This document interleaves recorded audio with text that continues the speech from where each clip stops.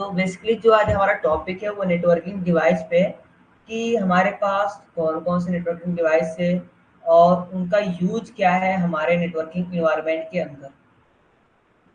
कुछ जो हमारे इम्पोर्टेंट जो डिवाइस हैं उसको हम लोग यहाँ पे कवर करेंगे कि कौन कौन से डिवाइस हमारे जो हैं जो मोस्टली यूज होते हैं और जो हमें अच्छे से पढ़ना चाहिए। तो मैं कुछ डिवाइसेस के नाम यहाँ पर राइट करता हूँ, फिर एक एक करके उसके बारे में समझेंगे हम लोग और एक एक करके उसके बारे में पढ़ने वाले हैं।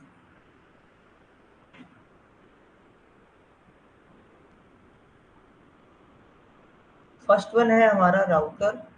मैं कलर को चेंज कर देता हूँ यहाँ से। First one router and second हम डिवाइस को पढ़ेंगे स्विच एंड थर्ड में हम देखेंगे हब के बारे में।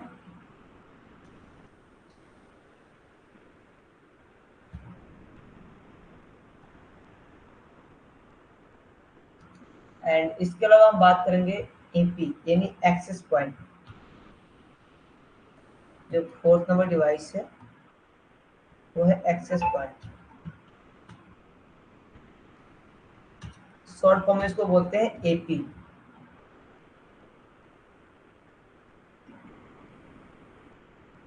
राइट, इसके अलावा देखेंगे हम लोग फिफ्थ नंबर मॉडेम।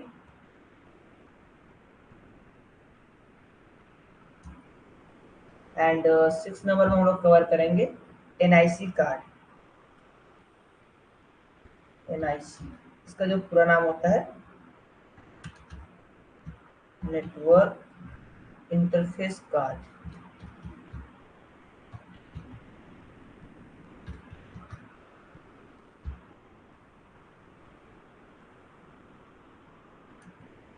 एंड इसके अलावा सेवंथ नंबर हम लोग बात करेंगे फायरवॉल के बारे में।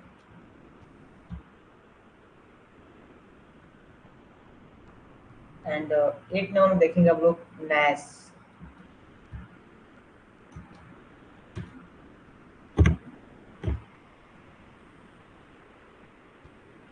Network attached storage.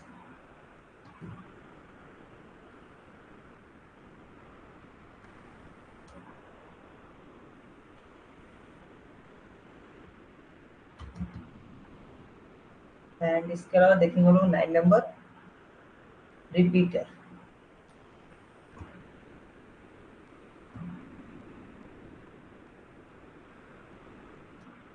ठीक है, ये जो कुछ इम्पोर्टेंट डिवाइस है ये इसके बारे में हम लोग पढ़ने वाले हैं। इसके अलावा और भी आपके डिवाइस है वो हम लोग देख लेंगे उसको, लेकिन जो मोस्ट इम्पोर्टेंट जो डिवाइस है वो ये डिवाइस है जो कि हम यहाँ पे एक एक करके पढ़ने वाले हैं। इसके अलावा आपके गेटवे हैं और भी डिवाइस है, उसके बारे में भी हम लोग क्लियर कर लेंगे।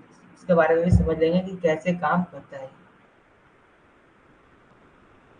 तो फर्स्ट और हम बात करेंगे यहाँ पे राउटर से स्टार्ट करेंगे। राउटर क्या है, कैसे काम करता है और इसका यूज हम क्यों करते हैं।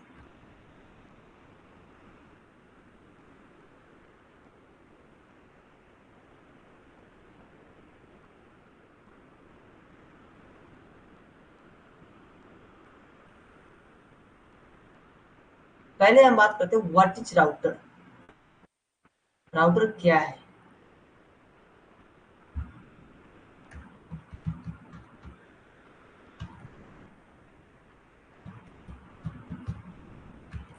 राउटर क्या है, तो राउटर को सिंपली आप एक्सप्लेन कर सकते हैं। राउटर हमारा एक इंटर नेटवर्किंग डिवाइस होता है। राउटर क्या है, राउटर इज अ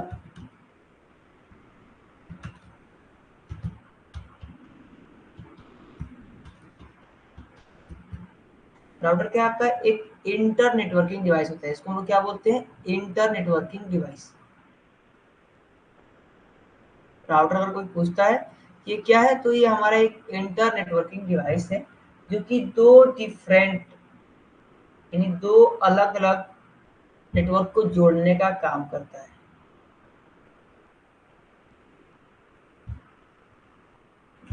या फिर इसका communication multiple network.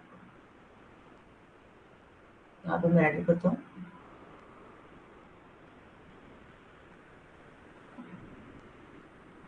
Communication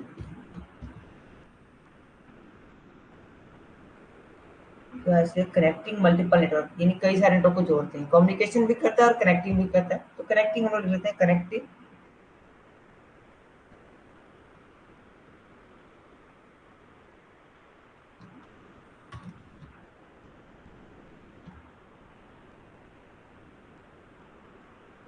multiple network.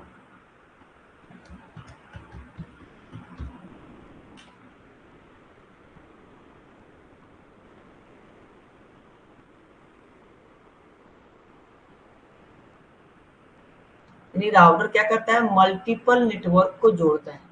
अब ये जोड़ता कैसे, इसके बारे में समझ लेते हैं। तो उससे पहले समझने से पहले हमें जानना पड़ेगा राउटर कितने टाइप के होते हैं, types of router.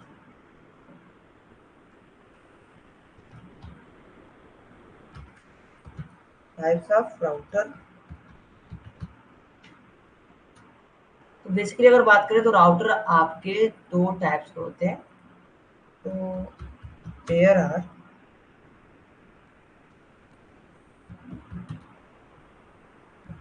To types of router. यानी जो आपके राउटर होते हैं वो टू टाइप्स के होते हैं। कौन कौन से होते हैं इसके बारे में जान लेते हैं। तो राउटर आपके टू टाइप्स के होते हैं, मैनेजेबल एंड अनमैनेजेबल। जो फर्स्ट वन है मैनेजेबल,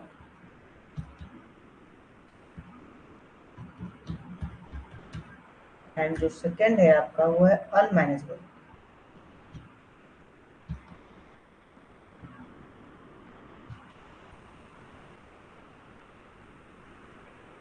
आपके राउटर टू टाइप्स के हैं, मैनेजेबल एंड अनमैनेजेबल।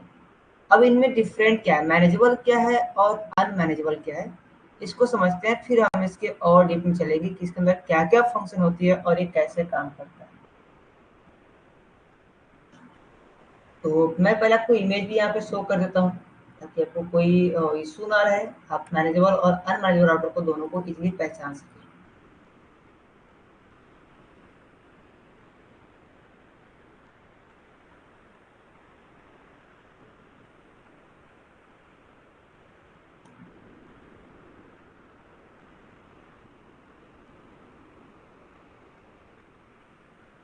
राइट, यहाँ पे मैं आपको टू टाइप्स का राउटर दिखा देता हूँ। ये आपका राउटर है, इसको हम लोग बोलते हैं अनमैनेजेबल राउटर।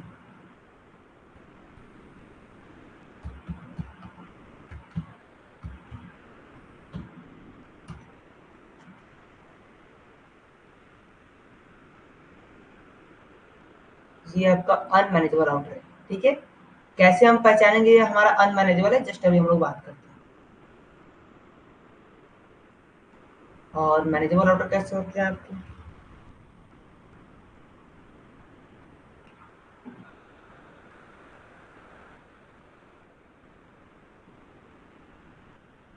ये आपके मैनेजेबल राउटर होते हैं।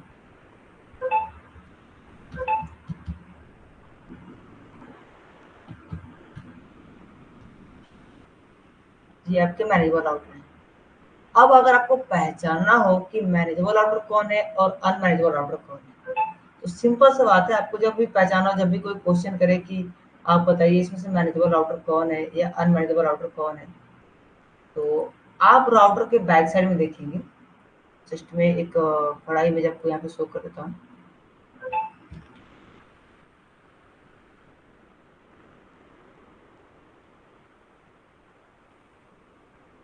इसमें आपको जूम करके दिखा देता हूँ। आप देखेंगे जो आपके मैनेजेबल राउटर रहेंगे, यहाँ पे आपके मैनेजेबल राउटर के अंदर एक पोर्ट रहेगा जिसका नाम रहेगा कंसोल पोर्ट।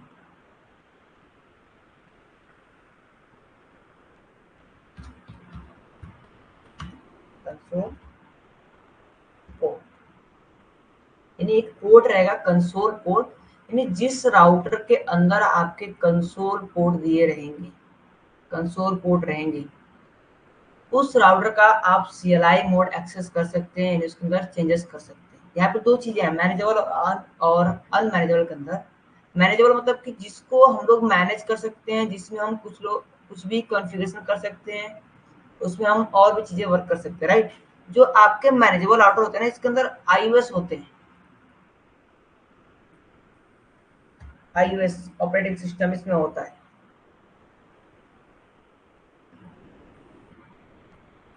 राइट।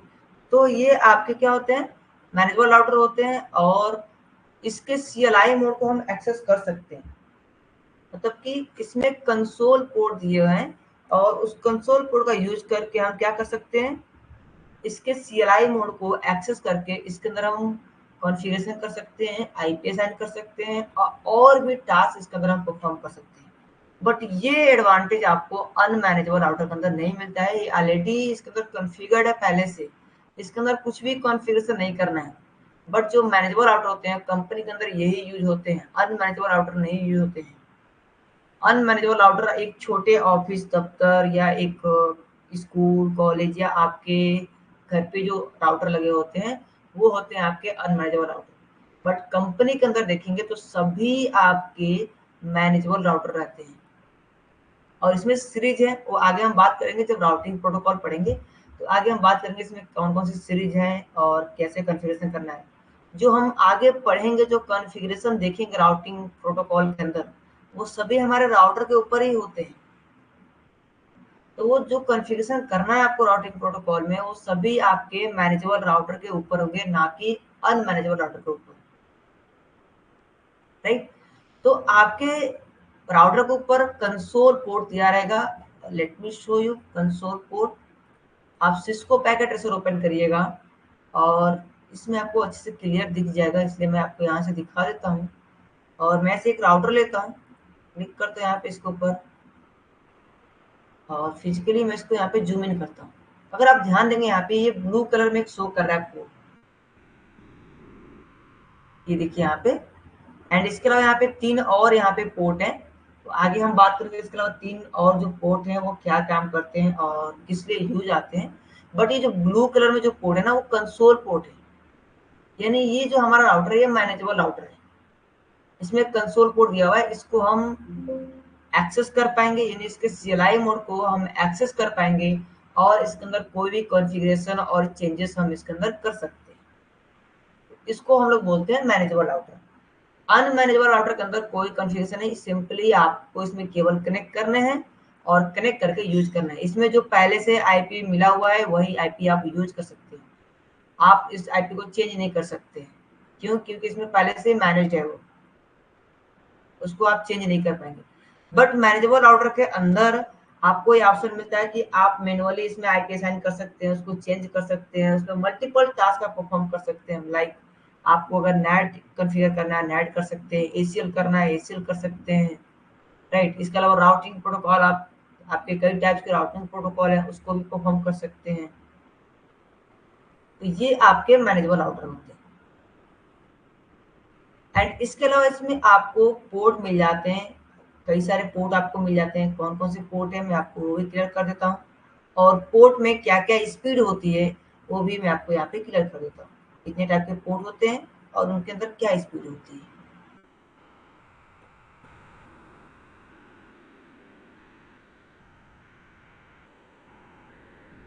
अगर आप ध्यान देंगे तो आपके राउटर के बैक साइड में आपको पोर्ट मिल जाता है,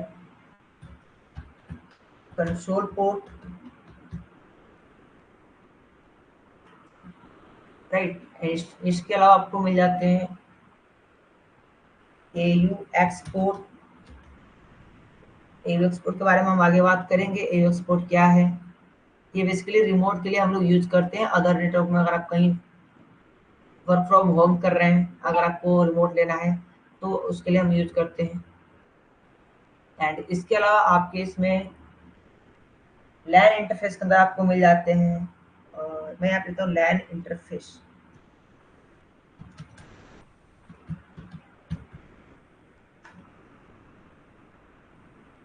एंड इसके अलावा आपके इसमें सीरियल पोर्ट होते हैं, इसको हम लोग बोलते हैं WIC पोर्ट, ठीक है। एक एक पोर्ट को यहाँ पे हम लोग समझते हैं वन बाय वन करके।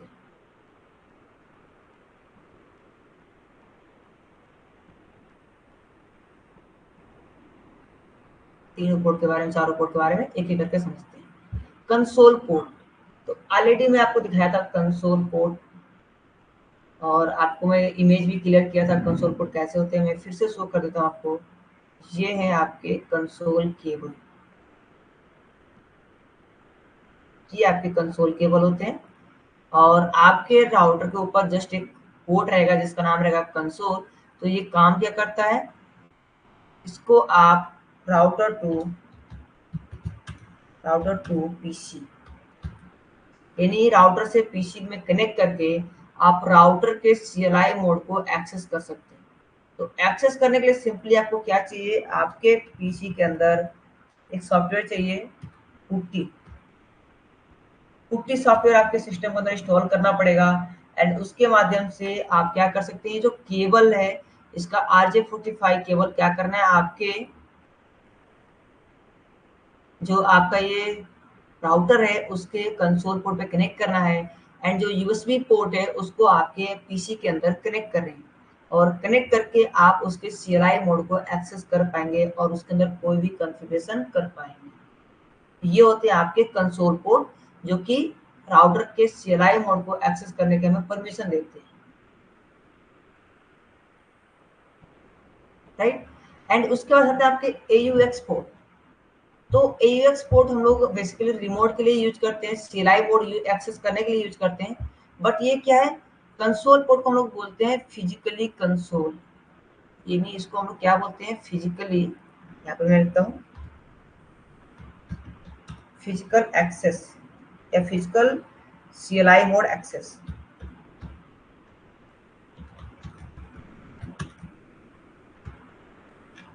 अगर आपको फिजिकली सीएलआई मोड एक्सेस करना है, तो सॉरी एडिट नहीं हुआ, okay again,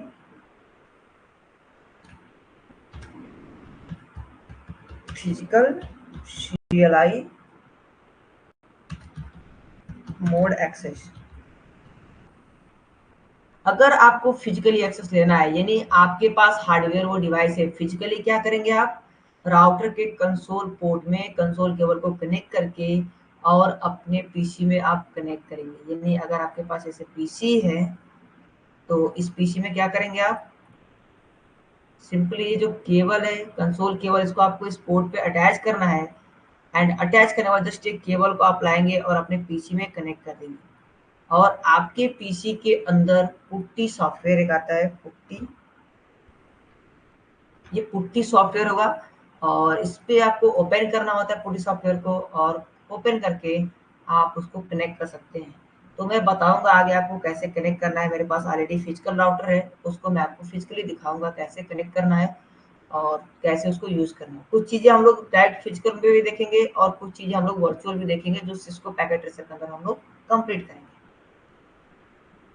same like AUX port भी आपका वही काम करता है, रिमोट एक्सेस के लिए इसको यूज करते हैं, सीएलआई मोड के लिए। बट इसमें क्या होता है, हमें इसको हम बोल सकते हैं ग्लोबली रिमोट ले सकते हैं। मीन्स कि अगर आप वर्क फ्रॉम होम कर रहे हैं नेटवर्क इंजीनियर, और आपका राउटर यहाँ पे एग्जिस्ट कर रहा है, ये राउटर का मैं सिंबल यहाँ क्रिएट कर देता हूँ, ये राउटर है आपका,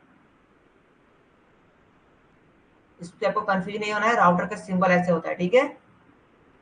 ये आपका राउटर है, और इस पे आपके पोर्ट दिए हुए हैं AUX पोर्ट, ये पोर्ट है आपका AUX पोर्ट। तो सिंपली क्या करना होता है आपको, आपके पास एक मॉडेम होना चाहिए, मॉडेम को कनेक्ट करते हैं, और मॉडेम आपका क्या होता है, ग्लोबली कनेक्ट होता है इंटरनेट से, ठीक है। और कुछ इस तरीके से इसके कनेक्शन बने होते हैं,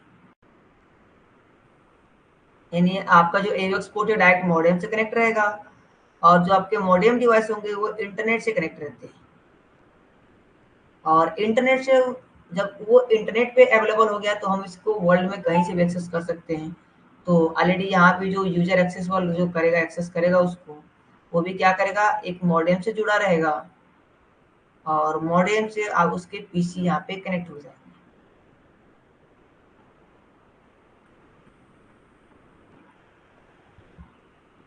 और इजीली वो क्या कर पाएगा, इसके सीएलआई मोड को वो एक्सेस कर पाएगा। कुछ इस तरीके से आपके कनेक्शन बनते हैं AUX पोर्ट से, अगर आपको रिमोट एक्सेस लेना होता है तो।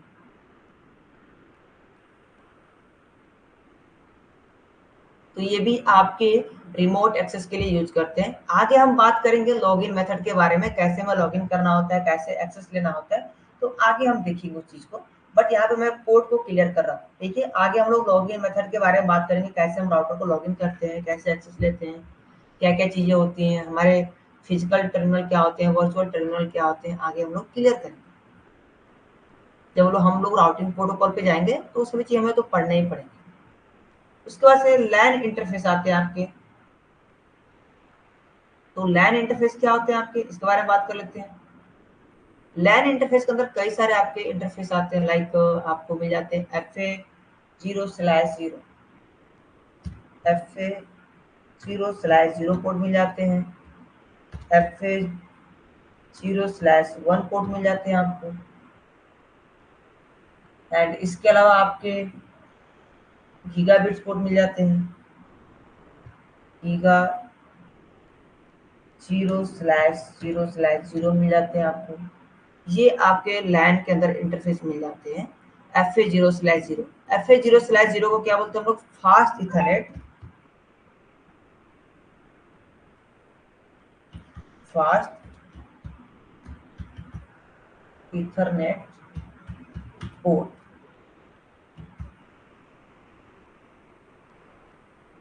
क्या बोलते हैं, फास्ट इथरनेट पोर्ट, जो कि क्या इसका नंबर होता है पोर्ट का, जिसे बोलते हैं 0/0।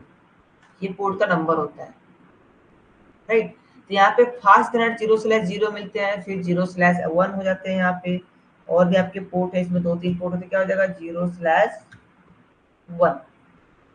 एंड इसके अलावा आपके गीगाबिट्स पोर्ट मिलते हैं, इसको हम लोग बोलते हैं गीगाबिट्स,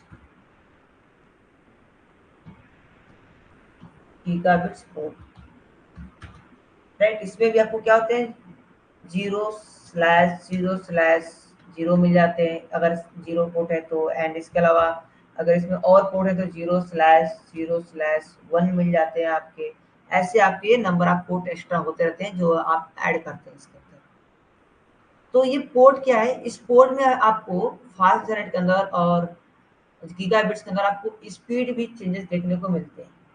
जो FA0/0 पोर्ट है ना, इसके अंदर आपको थोड़ा सा कम स्पीड देखने को मिलता है। इसमें आपको 10 Mbps, 10 Mbps की स्पीड देखने को मिलती है, जो आपके FA0/0 पोर्ट है।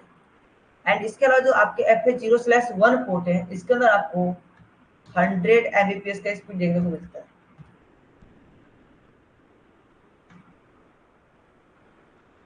इसके अंदर कितने मिलते हैं, 100 Mbps के स्पीड मिलते हैं। एंड सबसे फास्ट कोई है तो वो है आपका गीगाबिट्स पोर्ट, इसमें क्या मिलता है आपको 1000 Mbps, 1000 Mbps का स्पीड आपको गीगाबिट्स पोर्ट के अंदर मिलता है।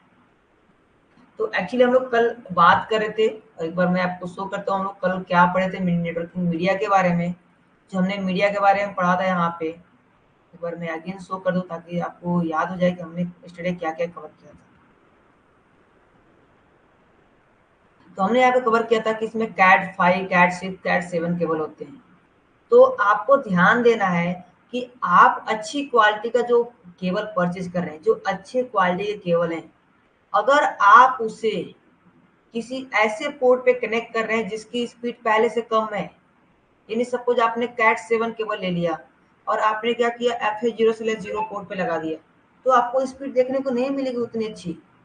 उसके अकॉर्डिंग ही आपको कनेक्ट करने हैं पोर्ट पे, यानी जिस जिस हिसाब से आपके वायर हैं, उसी अकॉर्डिंग, उसी के स्पीड के अकॉर्डिंग आपको उस पोर्ट पे कनेक्ट करने हैं। अगर आपके पोर्ट पे स्पीड कम है, FA0/0 पे आपने कनेक्ट कर दिया CAT7 केबल, अब आप बोलेंगे इसमें हमें 1000 Mbps का स्पीड मिलेगा, नहीं मिलेगा। केबल तो आपकी अच्छी है, कनेक्शन आपके सही रहेंगे, बट आपको 1000 Mbps स्पीड नहीं मिलेगा। उसके लिए आपको गीगाबिट्स पोर्ट के ऊपर ही कनेक्ट करने पड़ेंगे, ठीक है।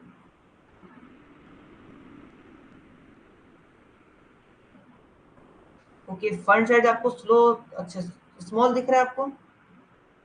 ओके ठीक है, मैं नेक्स्ट टाइम से वो करता हूँ, ठीक है, मैं इसको इंक्रीज कर देता हूँ। कोई नहीं चंदन, मैं इसको इंक्रीज करता हूँ, ठीक है। अभी मैं इसको जूम जूम इन करूंगा तो ये टेक्स्ट ब्लर हो जाएगा, तो नेक्स्ट टाइम से मैं टेक्स्ट साइज को मैं इंक्रीज कर देता हूँ। It is clear. तो आपको ध्यान देना है कि जो आपके इंटरफेस है जिसपे अच्छी स्पीड है उस पर आपको अच्छे केबल कनेक्ट करने हैं। एंड उसके बाद आते हैं WIC जिसको बोलते हैं वाइड इंटर कार्ड, यानी वाइड इंटर पोर्ट आपके होते हैं, वाइड इंटर कार्ड पोर्ट होते हैं जिसपे हम लोग क्या क्या पोर्ट होते हैं, इस पे आपको होते हैं सीरियल पोर्ट होते हैं। सीरियल पोर्ट में आपको मिल जाते हैं ऐसे, इसको होते हैं SC 0/0/0 हो जाते हैं आपके, एंड SC 0/0/1 हो जाते हैं। ऐसे आपको सीरियल पोर्ट मिलते हैं। ठीक है, सीरियल पोर्ट किस लिए यूज करते हैं, हम जब दो राउटर को जोड़ना होता है, हमें वाइड नेटवर्क बनाने होते हैं, बड़ा नेटवर्क बनाना होता है, तो हम सीरियल पोर्ट का यूज करते हैं। एंड इसके अलावा इसमें क्या क्या पोर्ट मिलते हैं आपको, ISDN पोर्ट मिल जाते हैं आपके, ISDN BRI बोलते हैं इसको, ISDN BRI पोर्ट। अब इसका बहुत कम यूज होता है, इसका यूज ज्यादा नहीं होता है। ज्यादातर जो पोर्ट का यूज होगा आपका सीरियल पोर्ट और गीगाबिट्स पोर्ट का होता है। ठीक है, एंड इसके अलावा आपके ISDN PRI आपके पोर्ट होते हैं।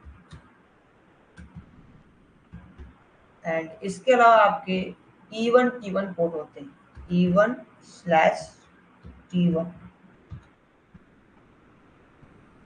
ये आपके WIC के अंदर पोर्ट होते हैं।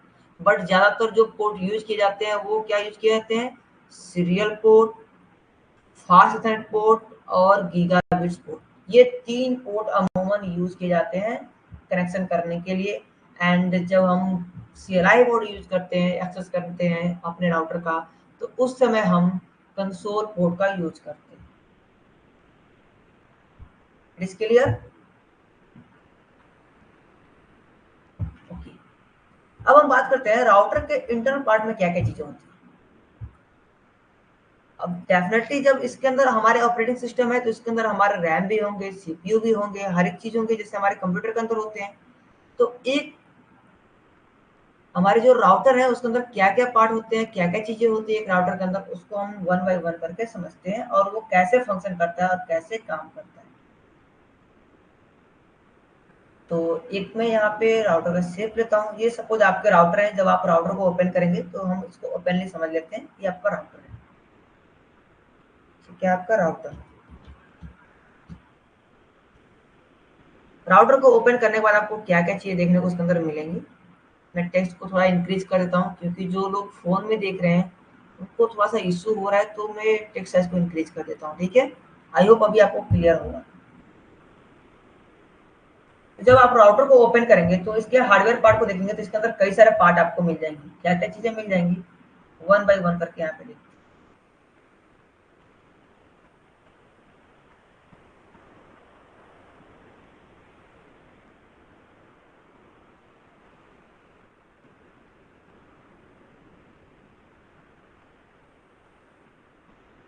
ठीक है, चलिए,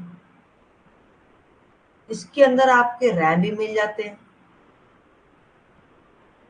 जब आप राउटर को ओपन करेंगे तो इसके अंदर आपको रैम भी मिल जाते हैं। एंड इसके अलावा इसके अंदर आपको NV रैम, हम आगे बात करेंगे ये रैम और NV रैम में क्या अंतर है, क्या चीजें होती है। ठीक है, इसके अलावा आपको NV रैम भी मिल जाते हैं इसके अंदर, NV RAM.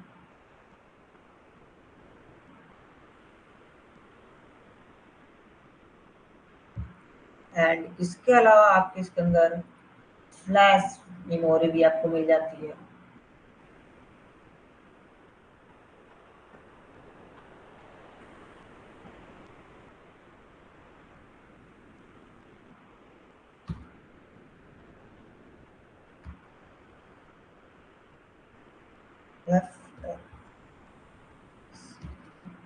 Flash, flash memory एक होती है।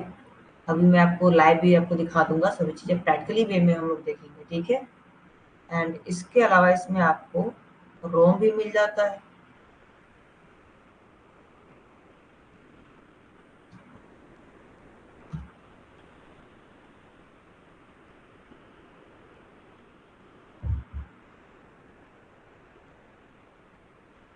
राइट। और इसमें जो अभी हम लोग पोर्ट के बारे में देखा, वो पोर्ट भी मिल जाते हैं। कौन कौन से पोर्ट मिलते हैं इसके अंदर? दो पोर्ट आपको मिलते हैं, कंसोल पोर्ट मिलते हैं और AUX पोर्ट जो आपके होते हैं वो भी आपके मिल जाते हैं।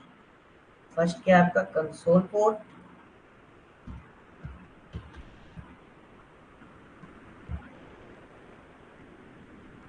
और सेकंड है आपका AUX पोर्ट,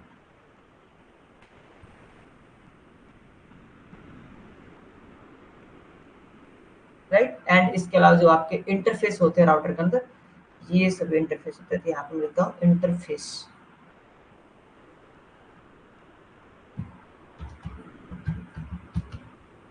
इंटरफेस के अंदर क्या क्या मिल जाते हैं आपको? लैन के अंदर अगर बात करें हम, लैन के अंदर आपको मिल जाते हैं FA0/0/0 एंड आपके गीगा बिट्स भी आपको पोर्ट मिल जाते हैं। यानी FA0/0 मिलते हैं, 0/1 मिलते हैं गीगा बिट्स। एंड इसके अलावा भी आपके क्या सीरियल पोर्ट, यानी WI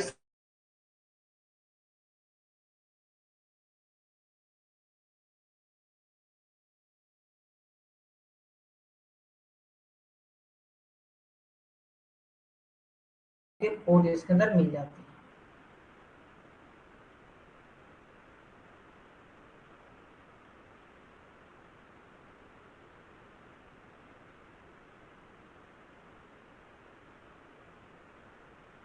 अब हम बात करते हैं रैम। रैम क्या काम करता है इसके अंदर? तो जैसे कि हार्डवेयर अगर आप पढ़े होंगे तो आपको मालूम होगा, जितने भी रनिंग फाइल होती हैं सब कहाँ होती हैं? आपके रैम के अंदर होती है। जब सिस्टम आप ऑन करते हैं, जो अभी मैं क्लासेस ले रहा हूँ आपका, यानी जो आप क्लास अपने सिस्टम के अंदर कर रहे हैं, जो मैं क्लास दे रहा हूँ आपका, ये जो भी मैं एप्लीकेशन ओपन किया हूँ वो सभी कहाँ रन हो रहे हैं? रैम के अंदर रन हो रहे हैं। तो जो भी आपकी रनिंग कॉन्फ़िगरेशन, यानी जो भी रनिंग प्रोसेस में जो भी फाइलें हैं, जो भी सर्विसेज हैं, वो सभी कहाँ रन हो रही है? रैम के अंदर। इसके अंदर क्या होती है? रनिंग कॉन्फ़िगरेशन होती है आपकी, रनिंग कॉन्फ़िगरेशन। रनिंग कॉन्फ़िग यानी जो भी आपके करंटली जो भी चीजें आपके रनिंग में रहेंगी वो कहाँ रहेंगी? रैम के अंदर रहती है। एंड इसके अलावा क्या है? NV RAM, NV RAM. NV RAM क्या करें? इसके अंदर जो भी स्टार्टअप कॉन्फ़िग होती है, स्टार्टअप कॉन्फ़िग मीन्स जो आपके हार्ड डिस्क होते हैं, जैसे आपके सिस्टम के अंदर अगर बात करें हम, जो हार्ड डिस्क होते हैं, जो आपके मेन स्टोरेज के लिए काम करते हैं, वो आपके हार्ड डिस्क लाइक यहाँ पे example HDD, hard disk drive.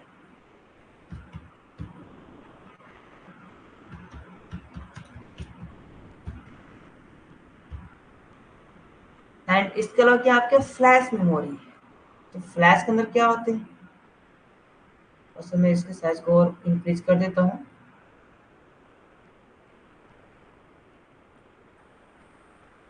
Flash,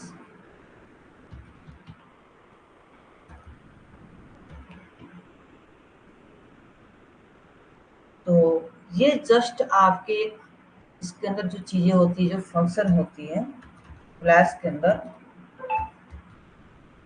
वो आपके iOS फाइल के लिए होती है। iOS यानी जो इसके अंदर ऑपरेटिंग सिस्टम है, और जो ऑपरेटिंग सिस्टम इसका होता है उसका जो फॉर्मेट होता है .bin, यानी जो इसके अंदर ऑपरेटिंग सिस्टम होते हैं वो कहाँ रहेंगे? फ्लैश मेमोरी के अंदर होते हैं। और जो आपके ऑपरेटिंग सिस्टम के फॉर्मेट रहते हैं वो .bin के नाम से रहते हैं। जो इसके फाइल सिस्टम है, जो ऑपरेटिंग सिस्टम फाइल सिस्टम है इसका, वो .bin के नेम से रहता है।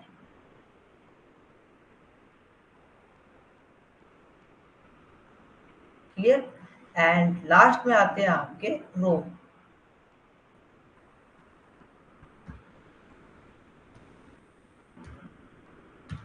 रोम के अंदर क्या क्या चीजें हैं?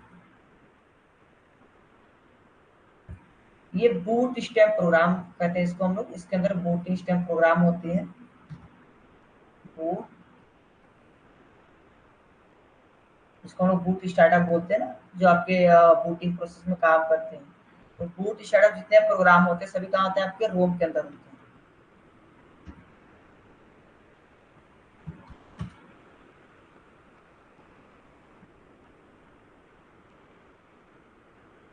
बूट स्टार्टअप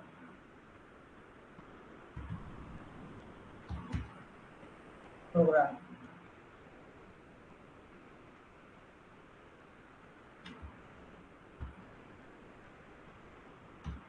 ये जो भी बूट स्टार्टअप प्रोग्राम रहेंगे सभी आपके रोम के अंदर होंगे। एंड इसके अलावा आपके रोम के अंदर मॉनिटर मोड भी होते हैं। ये जो आपके रोम होते हैं इसके अंदर क्या होते हैं, मॉनिटर मोड भी रहेंगे।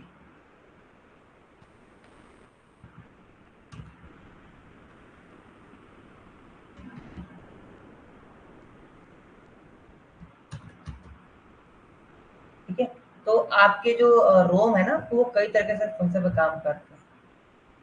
एंड इसके अलावा इसके अंदर आपके आर एक्स बूट भी मोड में रहते हैं। R X boot mode, R X boot mode आगे आपको क्लियर हो जाएगा जब हम आगे फंक्शन करेंगे, जब हम iOS backup and iOS installation जब हम करेंगे राउटर के अंदर, तो ये सभी मोड आपके क्लियर हो जाएंगे। ठीक है, तो इतने सारे फंक्शन होते हैं आपके एक राउटर के अंदर। एंड ये कंसोल पोर्ट है जिससे क्या करते हैं हम लोग फिजिकली एक्सेस लेते हैं, फिजिकली एक्सेस कर पाते हैं अपने राउटर को। एंड जब हम किसी अदर लोकेशन से हम एक्सेस लेना चाहते हैं किसी अदर नेटवर्क से, तो वहाँ पे AUX पोर्ट का यूज करते हैं, जो कि कनेक्शन हमारे कुछ इस तरीके से बनते हैं। एक हमारे राउटर रहेंगे, फिर हमारे मॉडेम कनेक्ट रहेंगे और मॉडेम आपके इंटरनेट से जुड़े रहेंगे। एंड इसके अलावा आपके इसमें इंटरफेसेस लैन मिल जाते हैं, WIC पोर्ट मिल जाते हैं, जिसमें मैं ऑलरेडी आपको पोर्ट का नाम यहाँ पे दिखा दिया। तो एक राउटर के अंदर इतने सारे फंक्शन होते हैं जो आपके मैनेजेबल राउटर होते हैं। अनमैनेजेबल राउटर के अंदर भी ये फंक्शंस होते हैं, बट आपको CLI मोड एक्सेस करने का परमिशन नहीं मिलता है। आप उसके CLI मोड एक्सेस करके ये सभी चीजें नहीं देख पाएंगे, सभी चीजें कॉन्फ़िगर नहीं कर पाएंगे। जैसे कि आप रनिंग कॉन्फ़िगरेशन को नहीं चेक कर पाएंगे, आप इसके स्टार्टअप कॉन्फ़िग को नहीं देख पाएंगे, इसका आईएसओ फाइल को नहीं चेंज कर पाएंगे, दूसरा इंस्टॉल नहीं कर पाएंगे या बैकअप नहीं ले पाएंगे, राइट। इसके अलावा कोई भी इसके चेंजेस आप नहीं कर पाते हैं। अब देखिए मैं आपको दिखाता हूँ यहाँ पे लाइव प्रैक्टिकली दिखाता हूँ आपको मैं सिस्को पैकेट ट्रेसर के अंदर।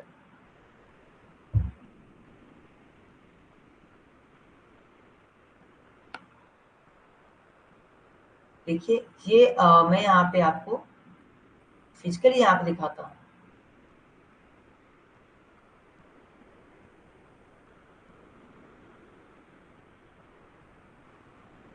यहाँ पे मैं एक राउटर ले लेता हूँ, ये राउटर है हमारा।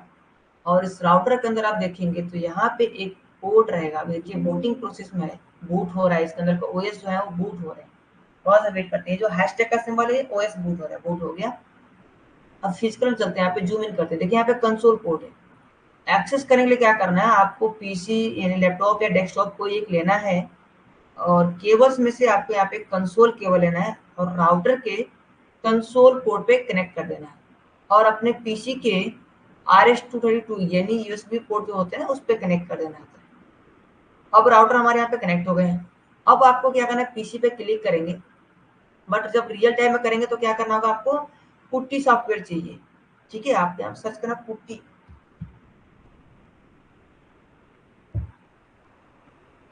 पुट्टी को आप डाउनलोड कर रहे हैं सॉफ्टवेयर को, देखो हमारे पास ऑलरेडी डाउनलोडेड है, इंस्टॉलेड है।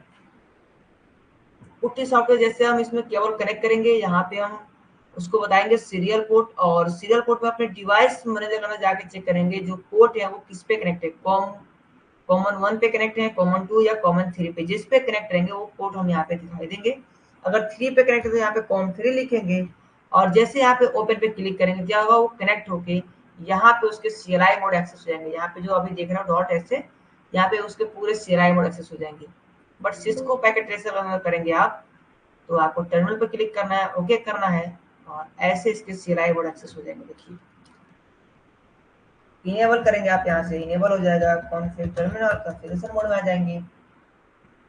बट अभी मैं आपको इसके डायरेक्ट CLI मोड एक्सेस करके आपको दिखाता हूँ इसके अंदर क्या क्या चीजें होती है। एग्जिट करते हैं, आप ऐसे जैसे शो फ्लैश करेंगे, फ्लैश कर जाएंगे, यानी फ्लैश मेमोरी के अंदर क्या चीजें होती हैं, देखिए यहाँ पे फ्लैश के अंदर इसका आईयूएस होता है, यानी ऑपरेटिंग सिस्टम होता है डॉट विन के नाम से, राइट। तो चलते हैं सिस्को पैकेट ऐसे, सो फ्लैश करते हैं, एंटर करते हैं, तो यहाँ पे फ्लैश मेमोरी ओपन हो गई। और यहाँ पे देखेंगे जो है ना C184 एंड लास्ट में जो डॉट बिन है, ये इसकी ऑपरेटिंग सिस्टम यानी आईओएस की फाइल, ठीक है, ये इसकी आईओएस की फाइल है।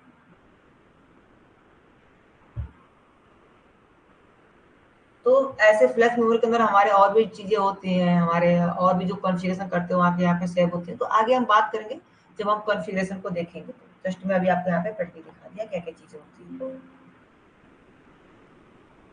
It is clear? क्लियर होगा तो प्लीज चैट बॉक्स में एक बार बता दीजिए हमें, या अगर कोई डाउट है इसमें, कोई क्वेश्चन है तो आप चैट बॉक्स में मेंशन कर दीजिए। क्विकली आप लोग प्लीज एस या नो में रिप्लाई दीजिए, अगर क्लियर है तो एस कर दीजिए आप लोग, एंड अगर कोई क्वेश्चन है तो चैट बॉक्स में प्लीज आप मेंशन कर दीजिए।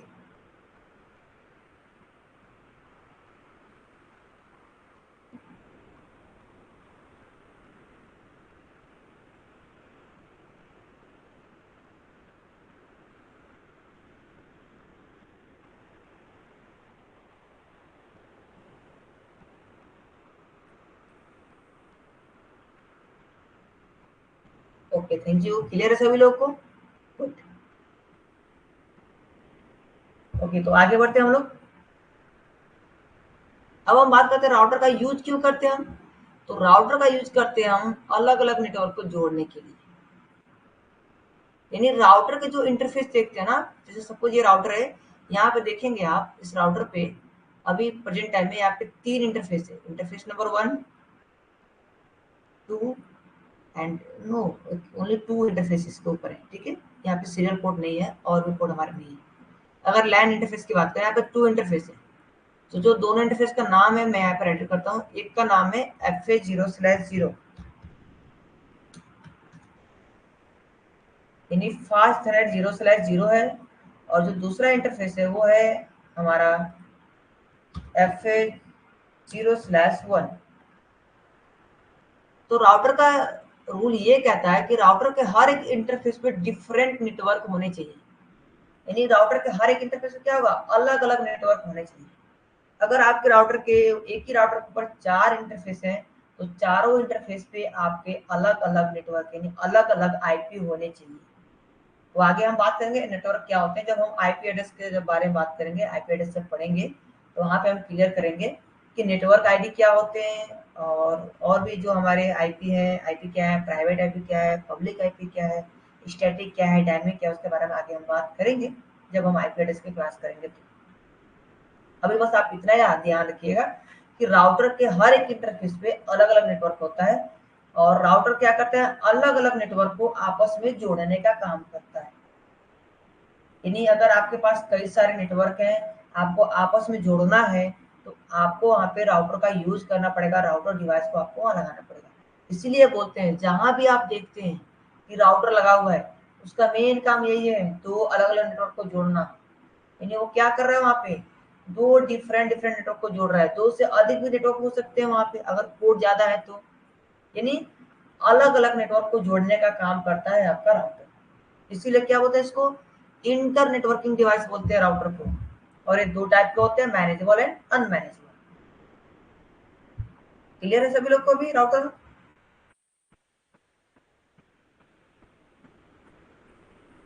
प्लीज सभी लोग आप लोग मेंशन कर दीजिए चैट बॉक्स में अगर क्लियर है तो। सचिन, इंद्रजीत, अभिजीत, प्लीज सब लोग आप लोग मेंशन कर दीजिए, क्लियर है सबको?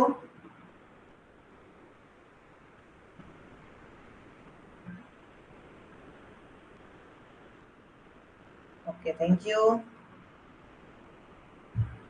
Thank you.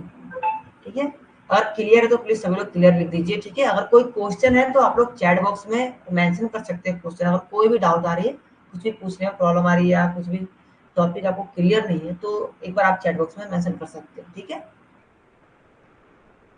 लास्ट में मैं आपको ऑप्शन खुद ही दूंगा, मैं हैंड रेस को इनेबल करूंगा, आपके जो भी क्वेश्चन रहेंगे आप वहां पे क्लियर कर लेंगे। तो अब हम बात करते हैं नेक्स्ट डिवाइस के बारे में, जो कि है हमारा स्विच।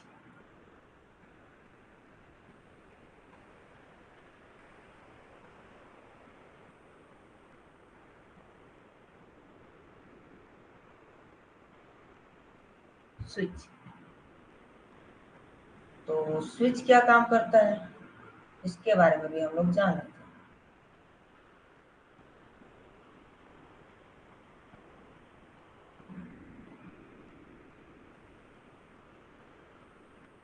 ये है आपके स्विच डिवाइस। स्विच भी आपके दो तरीके के आते हैं, मैनेजेबल और अनमैनेजेबल। ठीक है, स्विच भी आपके दो तरीके के आएंगे, मैनेजेबल स्विच आएंगे और अनमैनेजेबल स्विच आएंगे। जिस स्विच के अंदर आपको, मैं दो स्विच यहाँ पे ले लेता हूँ ताकि आपके कोई भी डाउट ना रहे। मैनेजेबल और अनमैनेजेबल दोनों स्विच में यहाँ पे यूज करता हूँ।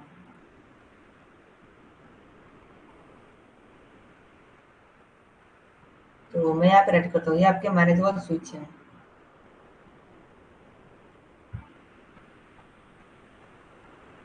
ये आपके क्या है, मैनेजेबल स्विच।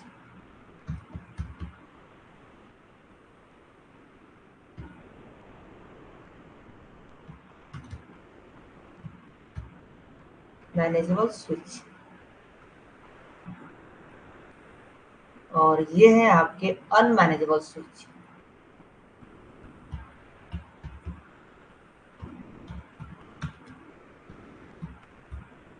अब यहाँ पे ये बात आती है, इसको कैसे हम समझे कि हमारा मैनेजेबल स्विच क्या है, कौन सा है, और अनमैनेजेबल स्विच कौन सा है। सिंपल सा, जिस स्विच के अंदर आपको कंसोल पोर्ट मिलेंगे, कंसोल पोर्ट, जो स्विच के अंदर आपको कंट्रोल पोर्ट मिलेगा, कंसोल पोर्ट मिलेगा, वो आपका मैनेजेबल स्विच है। और जिस स्विच के अंदर आपको कंसोल पोर्ट नहीं देखने को मिलेगा, वो आपका अनमैनेजेबल स्विच है, यानी उसके सीएलआई मोड को आप एक्सेस नहीं कर पाएंगे। सिंपली जैसे हम राउटर को एक्सेस ले रहे थे, स्विच को भी एक्सेस वैसे ही लेंगे। कंसोल पोर्ट से केबल कनेक्ट करेंगे, अपने सिस्टम में कनेक्ट करेंगे, और जो हमारे पुट्टी सॉफ्टवेयर है उसके माध्यम से हम इसके सीएलआई मोड को एक्सेस कर पाएंगे। अब स्विच क्या है भाई, व्हाट इज स्विच, इसके बारे में जान लेते हैं। स्विच क्या है, व्हाट इज स्विच।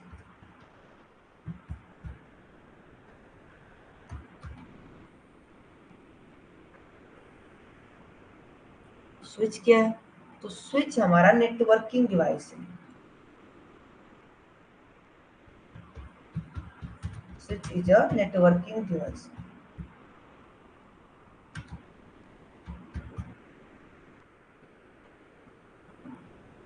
यानी स्विच क्या है, आपका नेटवर्किंग डिवाइस है, और राउटर क्या है, इंटर नेटवर्किंग डिवाइस है। अब स्विच नेटवर्किंग डिवाइस क्यों बोलते हैं, क्योंकि स्विच के पास अपना कोई एड्रेस नहीं होता है। यानी जो आपके स्विच डिवाइस हैं, यहाँ पे मिलता हूँ नो एड्रेस।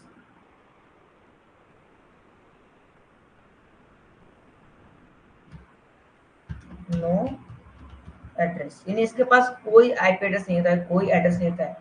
इसको जो राउटर से आईपी मिलता है, उसी आईपी को ये डिस्ट्रीब्यूट करता है, उसी पे ये वर्क करता है, राइट।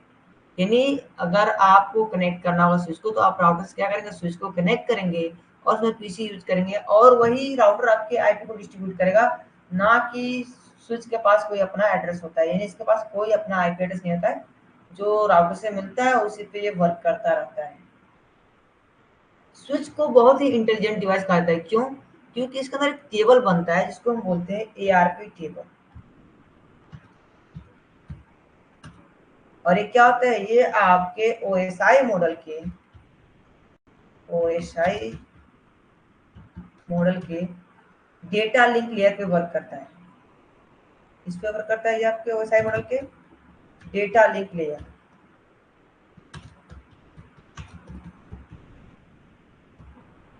यानी जो आपके स्विच डिवाइस हैं, वो आपके ओएसआई मॉडल के डेटा लिंक लेयर पे वर्क करते हैं। और इसके अंदर क्या होता है, एक एआरपी टेबल होता है। एआरपी और आरएआरपी दो टेबल होते हैं, उसके बारे में आगे हम बात करते हैं। ठीक है, डेटा लिंक लेयर के अंदर अगर बात करें तो इसके अंदर दो सब लेयर आते हैं डेटा लिंक लेयर के अंदर। फर्स्ट आता है आपका एलएलसी, और दूसरा आता है आपका मैक। ये बहुत इंटेलिजेंट डिवाइस है, इसीलिए तो ज्यादातर इसका यूज किया जाता है कंपनियों के अंदर भी, और हर जगह डिमांडेबल है, और बहुत सारे इस पे आपके इंटरव्यू के भी क्वेश्चन किए जाते हैं स्विच के ऊपर। स्विच क्या है ना, स्विच पे जितने पीसी कनेक्ट रहेंगे, यानी ये 24 पोर्ट का अगर ये स्विच है, ये 24 पोर्ट का अगर हम मान के चलें, ये 24 पोर्ट का स्विच है, ठीक है। बट ये कितने पोर्ट का है? 16 पोर्ट का है, ओके। 16 पोर्ट ले लेते हैं, 16 पोर्ट का स्विच है, यानी यहाँ पे 16 कंप्यूटर कनेक्ट है, यानी 16 कंप्यूटर कनेक्ट है। तो ये 16 कंप्यूटर क्या करेगा, ये सभी का डिटेल्स, कौन सा कंप्यूटर किस पोर्ट पे कनेक्ट है, उसका मैक एड्रेस क्या है, वो क्या करेगा अपने एआरपी टेबल, यानी जो इसके पास एक टेबल बना है जिसको हम लोग बोलते हैं एआरपी टेबल, एआरपी टेबल, इसके अंदर वो मेंशन करेगा, जैसे कि पोर्ट नंबर 1 यानी FA0/1, 1 के ऊपर कौन सा पीसी कनेक्ट है, तो उसका मैक एड्रेस यहाँ पे मेंशन कर देगा, यहाँ पे क्या करेगा मैक एड्रेस,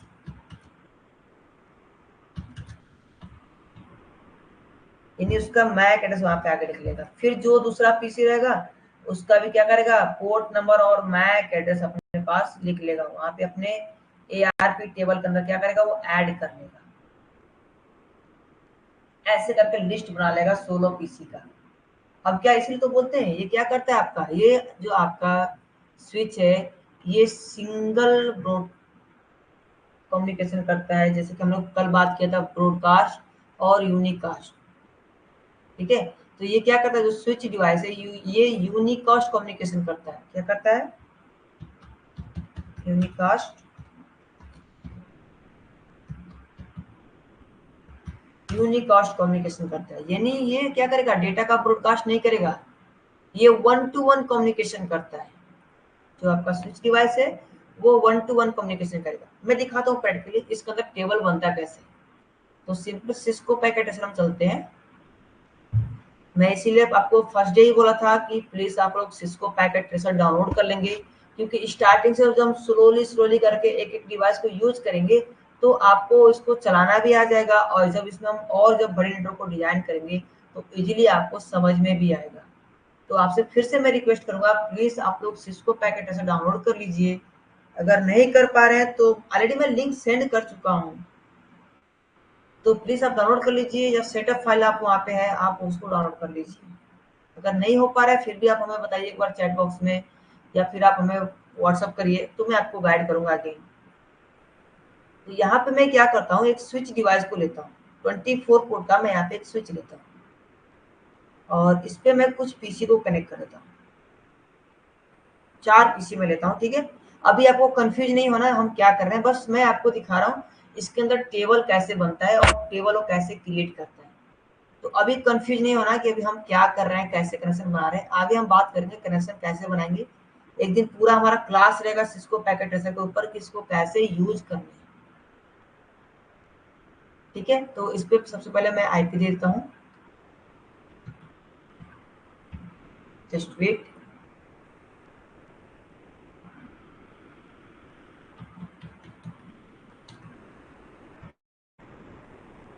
जस्ट मैं दिखाने के लिए आपको यहाँ पे समझाने के लिए क्लियर कर रहा हूँ, ठीक है।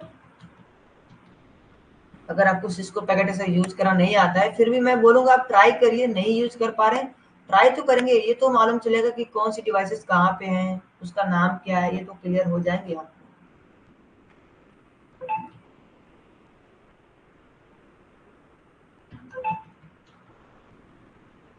ठीक है।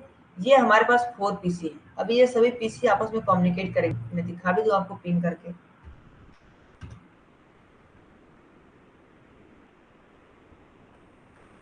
168.1.1, 1.1 भी पिंग कर रहा है आपका, 1.2 को पिंग करिए, ठीक है। सभी पीसी पिंग कर रहे हैं आपके, 3 को पिंग करते हैं, 3 भी आपके पिंग हो रहे हैं, एंड 4 को भी पिंग करते हैं, 4 भी पिंग हो रहे हैं, यानी सभी क्या है एक स्विच डिवाइस से जुड़े हैं और सभी सेम नेटवर्क में है, तो ये कम्युनिकेट कर रहे हैं हमारे। अब क्या करना है, आपके स्विच के ऊपर जाइए, स्विच के सीएलआई मोड को एक्सेस करिए। आगे मैं इसको भी गार्ड करूंगा कैसे आपको क्या क्या चीजें करनी है, बट अभी मैं आपको शो कर रहा हूँ।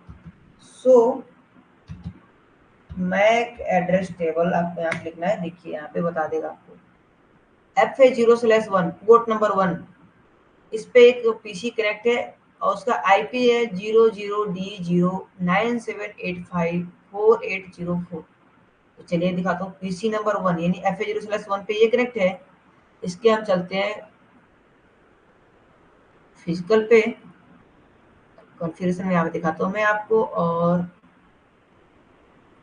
इंटरनेट में चलते हैं यहाँ पे। ये देखिए इसका मैक एड्रेस क्या है, 00D09785480 यानी सेम वही मैक एड्रेस है। यानी क्या किया, जैसे ये पोर्ट पे कनेक्ट हुआ FA0/1 पे, इसने क्या किया, इसके मैक एड्रेस को अपने ARP टेबल के अंदर इसने ऐड कर लिया। अब जब ये कम्युनिकेशन करना चाहेगा ना तो वन टू वन कम्युनिकेशन करेगा। जैसे कि अगर मैं यहाँ से पैकेट भेज रहा हूँ दूसरे पीसी के पास, डेटा भेज रहा हूँ, ये मैं आपको प्रैक्टिकली दिखाता हूँ यहाँ पे सिमुलेशन मोड में। देखिए, तो जैसे मैंने क्या किया, पीसी नंबर 0 से लास्ट पीसी नंबर 3 पे मैंने भेजा, तो ये डेटा का ब्रॉडकास्ट नहीं करेगा, केवल ये डेटा यहाँ से जाएगा और इसी को रिसीव होगा, बाकी सभी को नहीं जाएगा। देखिए यहाँ से पैकेट फॉरवर्ड हुआ हमारा, स्विच के पास गया, और स्विच से कहाँ गया, हमारे डायरेक्ट पीसी नंबर 3 के पास। फिर ये इसको रिटर्न, इसको रिप्लाई दे देगा, ओके हमारा डेटा यहाँ पे रिसीव हो गया। देखिए यहाँ पे साइन का चिन्ह आ जाएगा, डेटा हमारा सेंड हो गया सक्सेसफुली। ठीक है, तो ये चीजें हैं, यानी क्या करता है, ये यूनिकास्ट कम्युनिकेशन को सपोर्ट करता है, ये ब्रॉडकास्ट कम्युनिकेशन नहीं करता है। क्यों नहीं करता है, क्योंकि ये बहुत इंटेलिजेंट डिवाइस है। इसने क्या किया है, अपने सिस्टम के अंदर एक टेबल बनाया है, ARP टेबल, जिसके अंदर पोर्ट नंबर और मैक एड्रेस दोनों को असाइन कर लिया है, और उसी में सभी डेटा को मेंशन कर रखा है, जिससे अगर हम एक पीसी से दूसरे पीसी को भेजते हैं तो टेबल के अंदर कंफर्म करता है कि ये वही पीसी है या नहीं। अगर वो कंफर्म है तो उसको वो सेंड कर देता है। इसीलिए बोलते हैं स्विच बहुत ही इंटेलिजेंट डिवाइस होता है। ठीक है, इट इज क्लियर।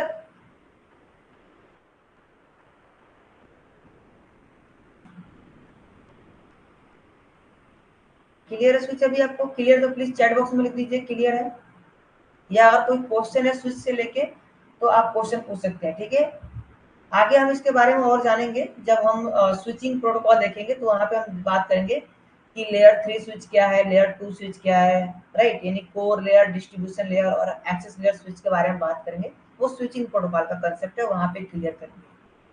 अभी ये बस कंसेप्ट है, ये डिवाइस की कंसेप्ट है कि डिवाइस काम कैसे करता है और किस लिए इसका यूज करते हैं और इसकी एडवांटेज क्या है।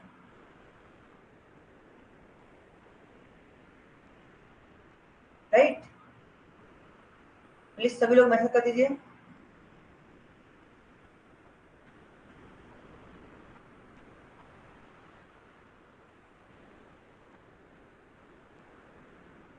चंदन क्या कह रहे हो आप, सिस्को में कनेक्शन 1 बार कीजिए प्लीज, मतलब मैं समझा नहीं चंदन क्या कह रहे हो आप। चंद्र बताइए प्लीज, क्या बोल रहे हो आप।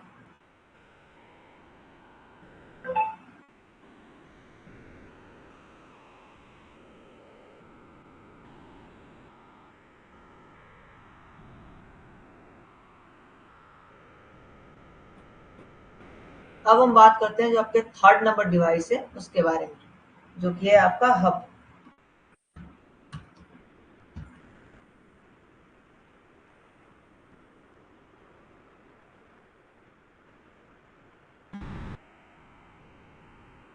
हब डिवाइस, हब क्या है, हब भी आपका एक नेटवर्किंग डिवाइस है। यहाँ पे मैं बात करता हूँ फर्स्ट, व्हाट इज हब।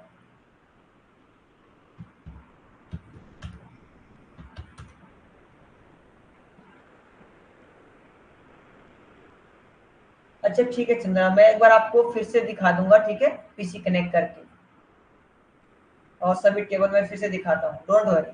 मैं लास्ट में वो क्लियर करता हूँ, लास्ट में जब मैं हैंडल्स रिजेंबल करूंगा तो प्लीज एक बार आप हमें रिमाइंड कर दीजिएगा, मैं आपको क्लियर करके दिखा दूंगा। ठीक है,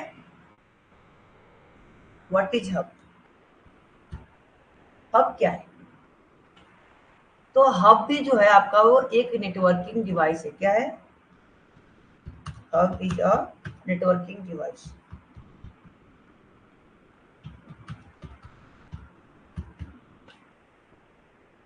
हब आपका क्या है, नेटवर्किंग डिवाइस है। इसके पास भी अपना कोई एड्रेस नहीं है, ठीक है, मैं हब का इमेज आपको शो करता हूँ। ये आपके हब डिवाइस है,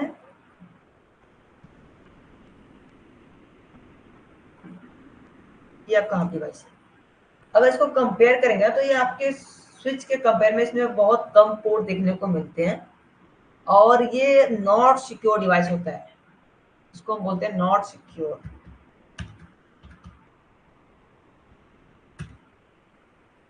not secure device, not secure क्यों बोलते हैं? क्योंकि ये आपके ओएसआई मॉडल के फिजिकल लेयर पे वर्क करता है।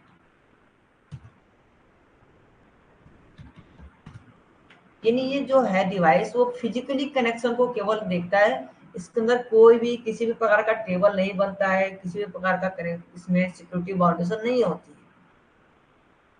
जस्ट एग्जांपल कि यहाँ पे कितने पोर्ट है, 4 पोर्ट है, तो मैंने क्या किया, यहाँ पे 4 पीसी को कनेक्ट कर दिया।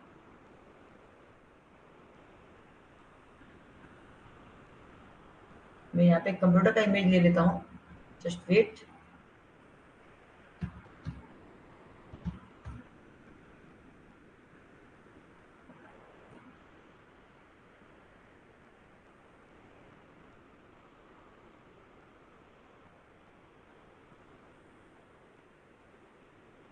मैंने क्या किया, यहाँ पे 4 पीसी यहाँ पे मैंने एक एक करके ले लिया।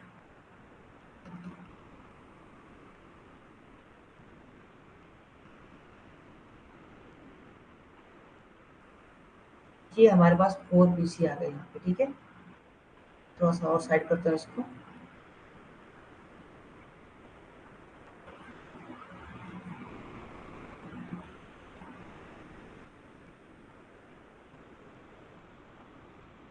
हमारे पास 4 पीसी है, और हमने क्या किया, अपने हब डिवाइस से इन चारों पीसी को एक एक करके हमने यहाँ पे कनेक्ट कर दिया।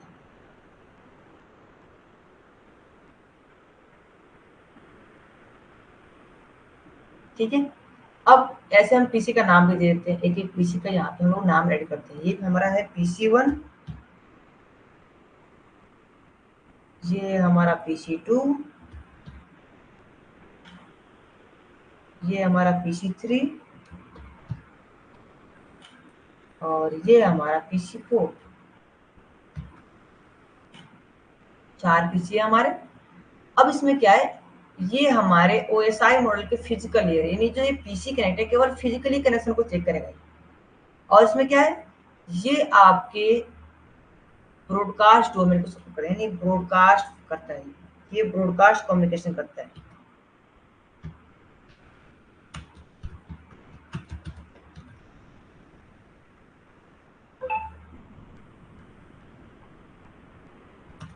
ब्रॉडकास्ट कम्युनिकेशन यानी जो आपका हब डिवाइस है ये ब्रॉडकास्ट कम्युनिकेशन करता है। लाइक कि अगर पीसी नंबर 1 के पास कोई डेटा है, यानी इसके पास एक कोई डेटा है, एक कोई मैसेज है, जो कि चाहता है वो कि मैं यहाँ से पीसी नंबर 3 के पास भेजूं, तो नहीं, ये पॉसिबल नहीं है। जैसे ये सेंड करेगा ना, तो ये क्या होगा, ये डेटा आपके पीसी नंबर 2 के पास भी आएगा, पीसी नंबर 3 के पास भी आएगा, पीसी नंबर 4 के पास भी आएगा, यानी सबके पास डेटा को भेज देगा, ब्रॉडकास्ट कर देगा। इससे क्या हुआ, सपोज अगर पीसी नंबर 1 के पास कोई सीक्रेट डेटा है, वो चाहता है कि वो 3 के पास ही भेजूं, उसने सेंड तो किया लेकिन सबके पास चला गया वो, तो डेटा हमारा सिक्योर नहीं रहा ना। यहाँ पे ये वन टू ऑल कम्युनिकेशन कर रहा है, वन टू वन कम्युनिकेशन नहीं कर रहा है। ठीक है, तो इसलिए बोलते हैं हमारा जो हब डिवाइस है वो नॉट सिक्योर डिवाइस है, इसके अंदर कोई भी इंटेलिजेंट ऑप्शन नहीं है, ये इंटेलिजेंट डिवाइस की कैटेगरी में नहीं आता है। अगर इंटेलिजेंट डिवाइस की कैटेगरी में कोई आता है तो वो है हमारा स्विच डिवाइस। ये क्या करता है, आपका ब्रॉडकास्ट डोमेन को सपोर्ट करता है, इसके पास कोई भी अपना आईपी इसके पास भी नहीं होता है, जैसे हमारा स्विच है उसके पास भी अपना कोई आईपी एड्रेस नहीं होता है। एंड ये साथ ही साथ क्या करते हैं, बैंडविड्थ को भी डिवाइड करता है। बैंडविड्थ मतलब कि सपोज आपने 200 एमबीपीएस का प्लान लिया है, आपने 200 एमबीपीएस का प्लान लिया है, तो वो क्या करेगा, सभी को 50-50 एमबीपीएस डिवाइड करेगा। 50 एमबीपीएस, इसको भी 50 एमबीपीएस कर देगा, इसको भी 50 एमबीपीएस कर देगा ये, और इसको भी 50 एमबीपीएस करके प्रोवाइड कर देगा। यानी क्या करेगा, बैंडविड्थ को भी डिवाइड कर देगा, 50-50 में करके डिवाइड कर देगा ये, सभी को एकदम इक्वल बैंडविड्थ प्रोवाइड करेगा। इसीलिए इसका यूज नहीं करते हैं। स्विच हमारा बैंडविड्थ को डिवाइड नहीं करता है। अगर 200 एमबीपीएस का प्लान लिया है ना हम स्विच के अंदर, तो स्विच के अंदर जितने भी पीसी कनेक्ट रहेंगे सबको सेम बैंडविड्थ प्रोवाइड करेगा। ये नहीं कि उसको डिवाइड करके प्रोवाइड करेगा, बिल्कुल नहीं। लेकिन हब आपका ये डिवाइड करके प्रोवाइड करता है। ये इसके डिसएडवांटेज है बहुत सारे। फर्स्ट, ये ब्रॉडकास्ट डोमेन को सपोर्ट करेगा। दूसरा, इसके अंदर कोई सिक्योरिटी बाउंड्री नहीं है, कोई सिक्योरिटी ऑप्शन नहीं है, इसका कोई मैनेजेबल इसको आप नहीं कर सकते सही तरीके से, और बैंडविड्थ को भी डिवाइड कर रहा है ये यहाँ तक कि लूप को भी क्रिएट करता है। लूप मीन्स कि सपोज आपके पास मैं यहाँ पे जस्ट क्लियर करता हूँ लूप कैसे क्रिएट होते हैं इसके अंदर। सपोज आपके पास यहाँ पे 3 हब डिवाइस है, ये आपका हब डिवाइस है, एक और यहाँ पे हब डिवाइस है, और एक और हमने यहाँ पे हब डिवाइस लिया, तीनों हमारे हब डिवाइस है। ये भी हमारा हब है, ये भी हमारा हब डिवाइस है, और ये भी हमारा हब डिवाइस है। अगर इन तीनों डिवाइस को आप आपस में कनेक्ट करेंगे ना, तो क्या होगा, इसके अंदर एक लूप तैयार हो जाएगा, राइट। यानी यहाँ से डेटा कहाँ जाएगा, हमारे इस हब के पास जाएगा, फिर ये क्या करेगा, जब इसको ब्रॉडकास्ट करेगा तो दूसरे के पास भेजेगा, फिर जैसे ये ब्रॉडकास्ट करेगा तीसरे के पास भेजेगा। तो ये क्या होगा, एक लूप तैयार हो जाती है इसके अंदर, एक पूरा लूप बन जाता है, ठीक है। बट जो हमारा स्विच डिवाइस है ना, उसके अंदर लूप तैयार नहीं होते, वो बहुत ही इंटेलिजेंट डिवाइस है। वो जैसे देखेगा यहाँ पे लूप तैयार हो रहा है ना, तो एक कोड को डाउन कर देगा। देखिए यहाँ पे मैं दिखाता हूँ प्रैक्टिकली। इसको पैकेट ऐसे हम आगे चलते हैं, और इसको मैं प्रैक्टिकली दिखाता हूँ सभी चीजें आपको। इसीलिए तो मैं प्रैक्टिकल इसलिए बोला, सिस्को पैकेट ऐसे आप प्लीज डाउनलोड कर लें, और अभी भी मैं बोल रहा हूँ प्लीज आप लोग डाउनलोड कर लें। यहाँ पे 3 डिवाइस है ना हमारे स्विच डिवाइस, इनको देखिए हम आपस में कनेक्ट करते हैं, और थोड़ा सा वेट करेंगे। यहाँ पे जैसे देखेंगे पोर्ट अगर कनेक्ट हो जाएगा तो पोर्ट हमारे ग्रीन होंगे, लेकिन एक पोर्ट हमारा ग्रीन नहीं होगा। क्यों? क्योंकि वो लूप क्रिएट नहीं करेगा। हब भी डिवाइस है हमारा,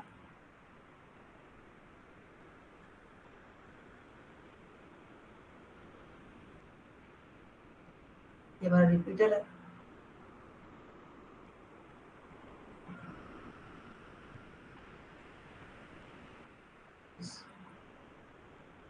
ये आपका हब डिवाइस है।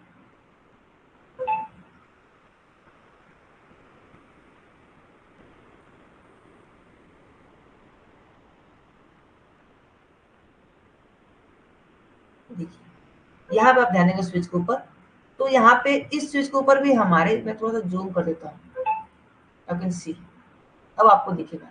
इस स्विच के ऊपर ध्यान देंगे तो दोनों पोर्ट यहाँ पे ग्रीन हो गए, यानी कनेक्शन यहाँ पे बने हुए हैं, दोनों पोर्ट हमारे काम कर रहे हैं। यहाँ भी हमारे दोनों पोर्ट काम कर रहे हैं, लेकिन यहाँ पे ध्यान देंगे, ये हमारा क्या है, स्विच नंबर 1 है, ये आपके 2 है, ये 3 है, ये आपके स्विच है। यहाँ पे देखेंगे स्विच यहाँ पे 0 लिखा हुआ है, तो इसको हम 1 मानते हैं, इसको 2 एंड 3। तो यहाँ से अगर डेटा यहाँ पे सेंड होता है तो 2 के पास आ जाएगा, 2 से 3 के पास चला जाएगा, लेकिन 3 जैसे इसको सेंड करेगा रिटर्न, तो यहाँ पे पोर्ट डाउन है, येलो शो कर रहा है। ये नहीं क्या करेगा, एक कनेक्शन को नहीं बनाएगा, ये लूप को क्रिएट होने नहीं देगा। बट हब ऐसा नहीं करता है, हब के अंदर लूप क्रिएट हो जाते हैं। अब क्या करेगा, आपका लूप क्रिएट कर लेगा, ठीक है। जस्ट वेट, इसमें हमें वो साइन करना पड़ेगा, तो ये भी हमारा लूप क्रिएट करता है, पूरा लूप एक बना लेता है हमारा। कोड हमें और ऐड करने पड़ेंगे, तो मैं दिखाऊंगी प्रैक्टिकली सभी चीजें। ये सभी सिनेरियो हम लोग प्रैक्टिकल करने वाले हैं। ये बस मैं अभी क्लियर कर रहा हूँ, इसमें हमें देखना पड़ेगा, राउटर हमें इसको देखना पड़ेगा एक बार, कैसे इसको हम ऐड करते हैं, कैसे लूप क्रिएट करते हैं, ठीक है। तो मैं आगे आपको क्लियर करा दूंगा सभी चीजें।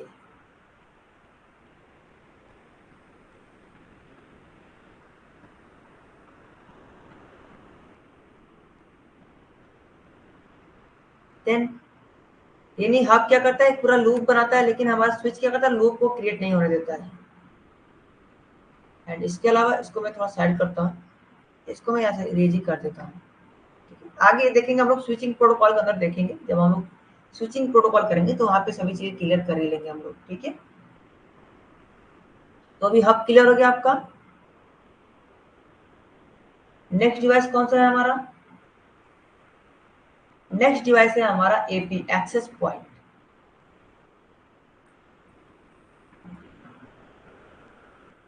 एक्सेस पॉइंट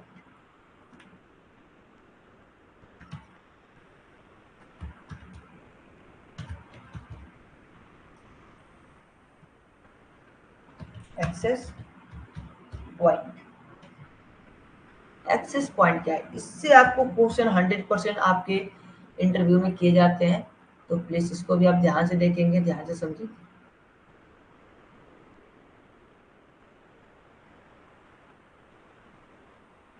एक्सेस पॉइंट क्या है,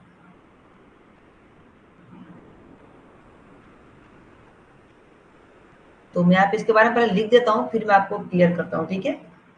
और डिवाइस दैट अलाउ और device allow wireless device to connect to wire network.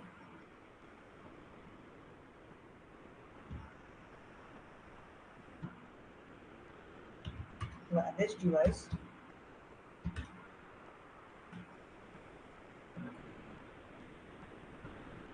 to a wired network using Wi-Fi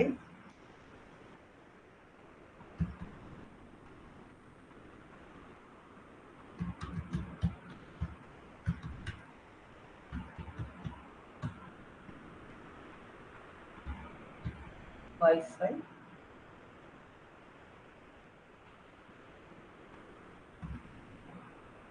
access point.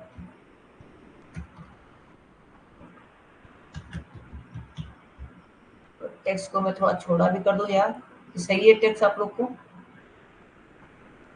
Access point right are commonly used to pointer are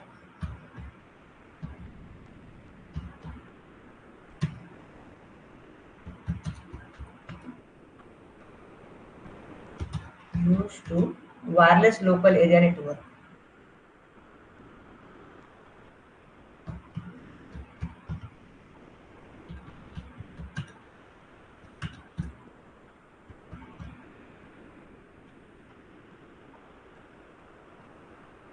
right, तो आपका access point क्या है, अगर आपके पास कोई physical device है, right, कि हमारे पास एक स्विच डिवाइस है, हम यहाँ पे क्या करते हैं, एक स्विच डिवाइस लेते हैं, ये हमारे पास एक स्विच डिवाइस है, और इस डिवाइस से हमने क्या किया है, छोटा कर लेता हूँ मैं इसको, इस स्विच डिवाइस से ये क्या कॉपी होगा क्या, लैपटॉप ये नहीं होगा यहाँ से,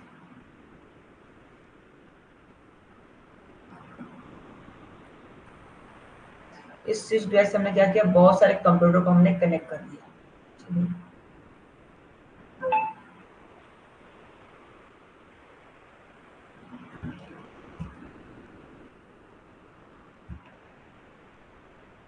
यहाँ पे पीसी लेते हैं, 4 पीसी लेते हैं हम लोग, यहाँ पे कनेक्ट कर दिया। और यहाँ पे हमारे कुछ लैपटॉप भी हैं, स्मार्टफोन भी है,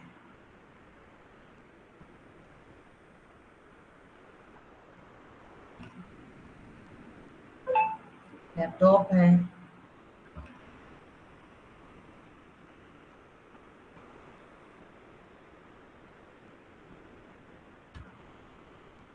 ठीक है, हमारे कुछ लैपटॉप हो गए, कुछ स्मार्टफोन ले लेते हैं हम लोग, ठीक है।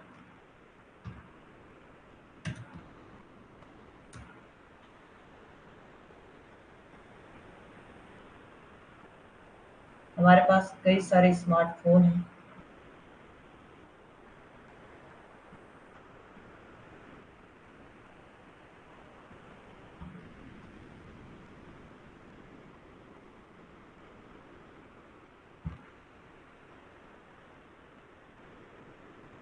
मैं थोड़ा पीसी के साइज को डिक्रीज कर लेता हूँ।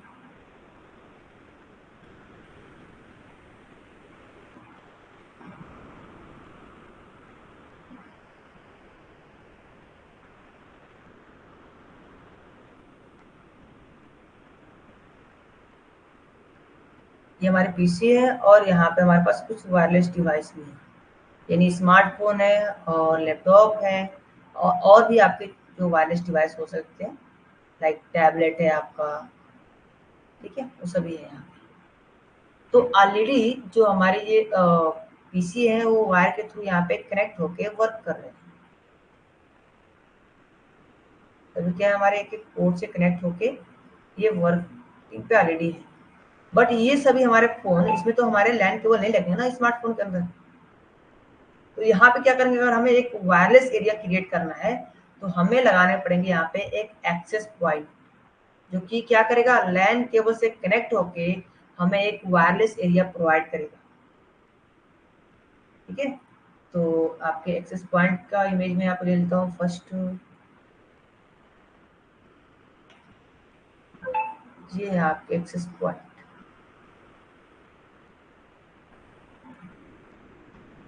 यहाँ क्या करेंगे, हम एक्सेस पॉइंट को यहाँ पे कनेक्ट कर देंगे। इसको हमने यहाँ से कनेक्ट कर दिया। अब क्या होगा, ये अब यहाँ पे सभी वायरलेस कनेक्शन बना देगा। यहाँ पे क्या करेगा, उसी लैन के माध्यम से यहाँ पे एक वायरलेस नेटवर्क बना देगा। यहाँ पे सभी स्मार्टफोन अब वायरलेसली यहाँ पे कनेक्ट हो जाएंगे। जितने भी आपके स्मार्टफोन रहेंगे, आपके लैपटॉप रहेंगे, आपके टैबलेट रहेंगे, सभी क्या हो जाएंगे, वायरलेसली इससे जुड़ जाएंगे। तो क्या करता है, एक कंपनी के अंदर आपके अगर वायरलेस नेटवर्क बनाना है, ये भी आपका एक लोकल एरिया नेटवर्क क्रिएट करता है। तो अगर आपको वहाँ पे वायरलेस कुछ डिवाइस को जोड़ना है, वहाँ पे फिजिकली कनेक्शन है, तो आप वहाँ पे एक्सेस पॉइंट डिवाइस को लगा के वायरलेस को वहाँ पे क्रिएट कर सकते हैं। वहाँ पे आप एक वायरलेस नेटवर्क को बना सकते हैं, वायरलेस नेटवर्क क्रिएट करके यूज कर सकते हैं। ठीक है, तो ज्यादातर इंटरव्यू में आपको क्वेश्चन किए जाते हैं कि हमारे एक्सेस पॉइंट क्या है, कैसे मैनेज करते हैं, इसको कैसे इंस्टॉल करते हैं। तो वो तो हम आगे देखेंगे, लैब से भी देखने वाले हैं कि एक्सेस पॉइंट कैसे कॉन्फ़िगर होते हैं, कैसे इंस्टॉल करते हैं, कैसे ये वर्क करते हैं। ठीक है, एलएपी डिवाइस जो हमारे होते हैं वो कैसे हम लोग बनाते हैं, वायरलेस लैन कंट्रोलर कैसे बनाते हैं, वो सभी चीजें देखेंगे हम लोग, प्रैक्टिकली देखेंगे। बस एक कंसेप्ट आप यहाँ पे क्लियर करिए कि एलएपी डिवाइस हम सॉरी एपी डिवाइस हम क्यों यूज करते हैं, एक्सेस पॉइंट क्यों यूज करते हैं।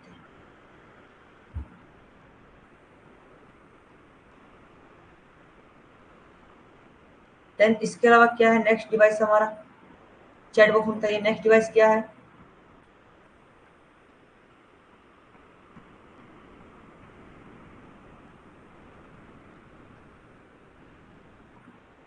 प्लीज चैट बॉक्स में मेंशन करिए, नेक्स्ट डिवाइस क्या है हमारा।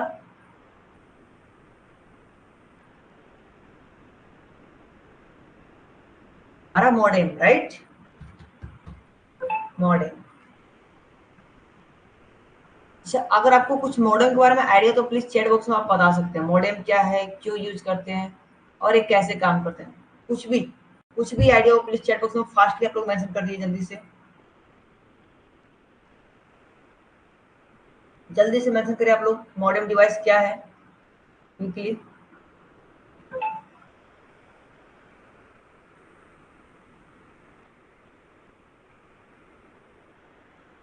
एनी आइडिया, कुछ भी आइडिया हो, कुछ भी इसके बारे में जानते हो, क्विकली आप लोग मेंशन करिए प्लीज।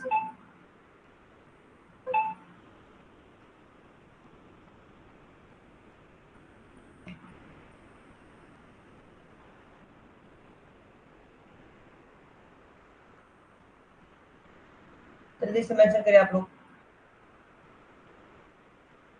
No idea.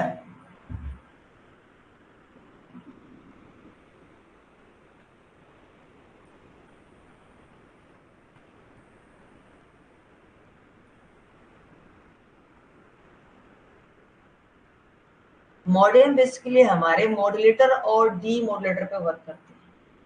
किस पे वर्क करते हैं, मॉड्यूलेटर,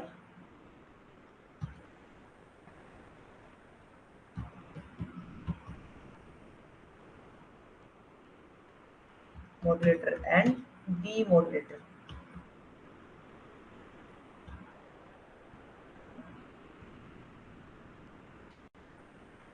अब मॉडरेटर और डीमॉडरेटर क्या है, इसको थोड़ा समझते हैं हम लोग, ठीक है। क्योंकि इसके बिना आप इंटरनेट को एक्सेस कभी नहीं कर सकते, आप यूज ही नहीं कर पाएंगे इंटरनेट को, आप चला ही नहीं पाएंगे इंटरनेट को। तो मॉडरेटर और डीमॉडरेटर क्या होता है हमारे मॉडेम के अंदर? बेसिकली जो हमारे मॉडेम डिवाइस हैं वो एक तरह से मीडिएटर का काम करते हैं। कैसे काम करते हैं? मीडिएटर का।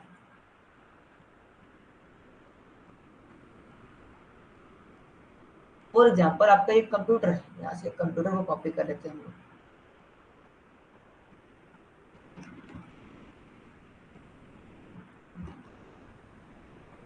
ये आपका कंप्यूटर है, ठीक है। और ये है आपका इंटरनेट का एरिया।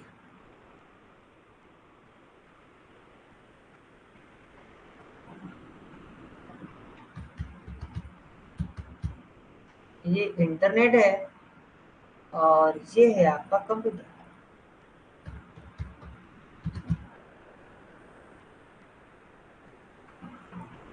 ठीक है। तो कंप्यूटर कौन सा लैंग्वेज समझता है? कंप्यूटर समझता है डिजिटल लैंग्वेज।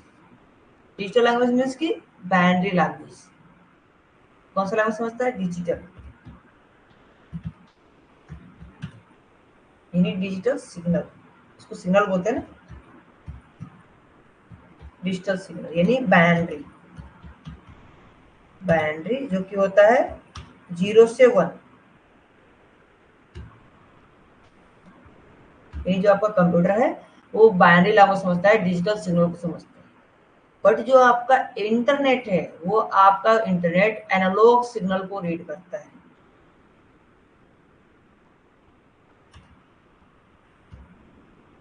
यानी जो इंटरनेट है वो इंटरनेट आपके एनालॉग सिग्नल को पढ़ पाता है, एनालॉग सिग्नल को समझ पाता है, इसके अलावा कोई और सिग्नल को नहीं जानता है।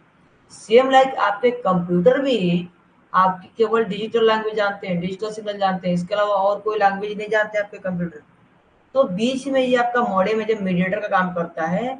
अगर कोई सूचना या कोई चीज हम यहाँ से सर्च करते हैं अपने पीसी में, जैसे मैंने यहाँ पे फेसबुक सर्च किया, तो फेसबुक जब मैंने यहाँ पे सर्च किया तो जो इससे हमारे सिग्नल जा रहे हैं यहाँ से, वो सिग्नल किस में जा रहे हैं हमारे? वो जा रहे हैं हमारे डिजिटल सिग्नल। किससे जा रहे हैं? हमारे डिजिटल सिग्नल है ये हमारा। यहाँ पे मैं लिखता हूँ डिजिटल सिग्नल।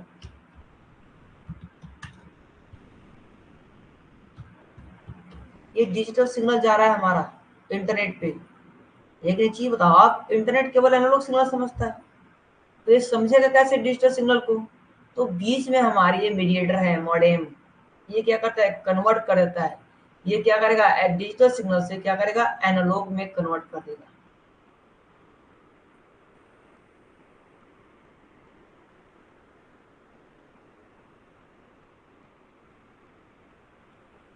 क्या करेगा? ये एनालॉग में यहाँ से कन्वर्ट कर देगा।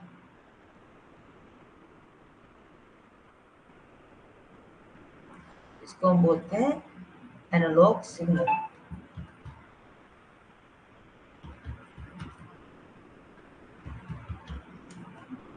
यानी जब पीसी से कोई रिक्वेस्ट जाएगी इंटरनेट पे तो वो डिजिटल फॉर्म में जाती है। बट ये जो हमारे मॉडेम है ना, यहाँ पे मैं नाम भी देता हूँ मॉडेम।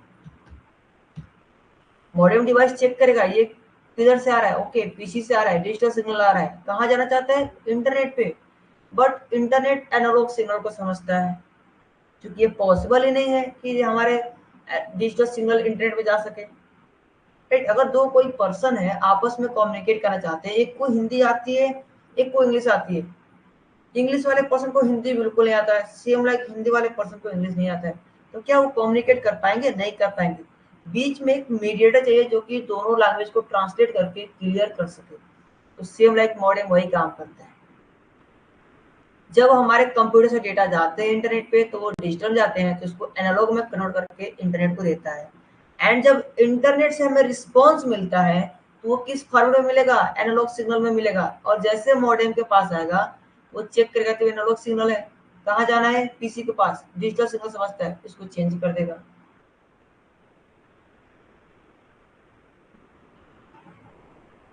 राइट?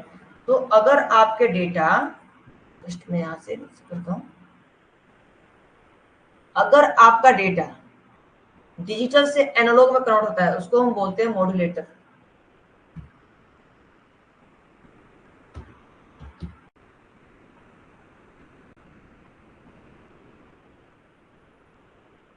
मॉड्यूलेटर। और जब आपका डेटा एनालॉग से डिजिटल में कन्वर्ट होता है उसको बोलते हैं डीमॉड्यूलेटर।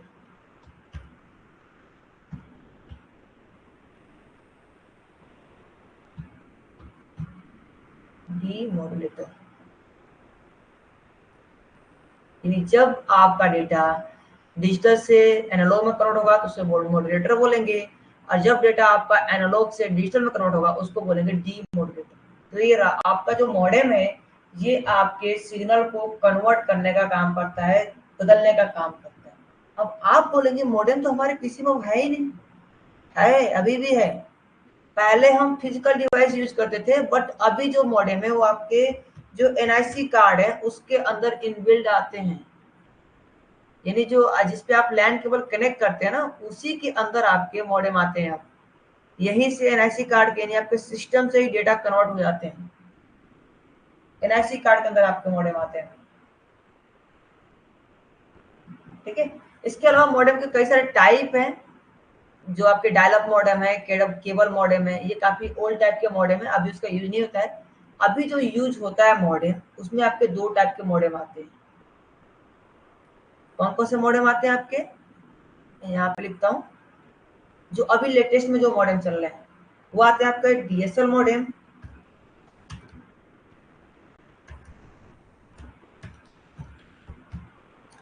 एंड दूसरा आता है आपका एडीएसएल मॉडेम। इसमें अंतर क्या होता है डीएसएल में और एडीएसएल में? तो अगर आप डीएसएल मॉडेम की बात करेंगे कि डीएसएल मॉडेम में क्या होता है, जस्ट मैं यहाँ पे इसको कॉपी पेस्ट कर लेता हूँ।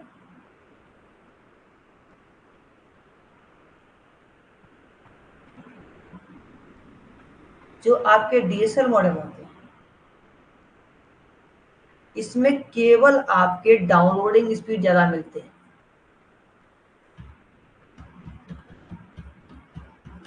डाउनलोडिंग फास्ट,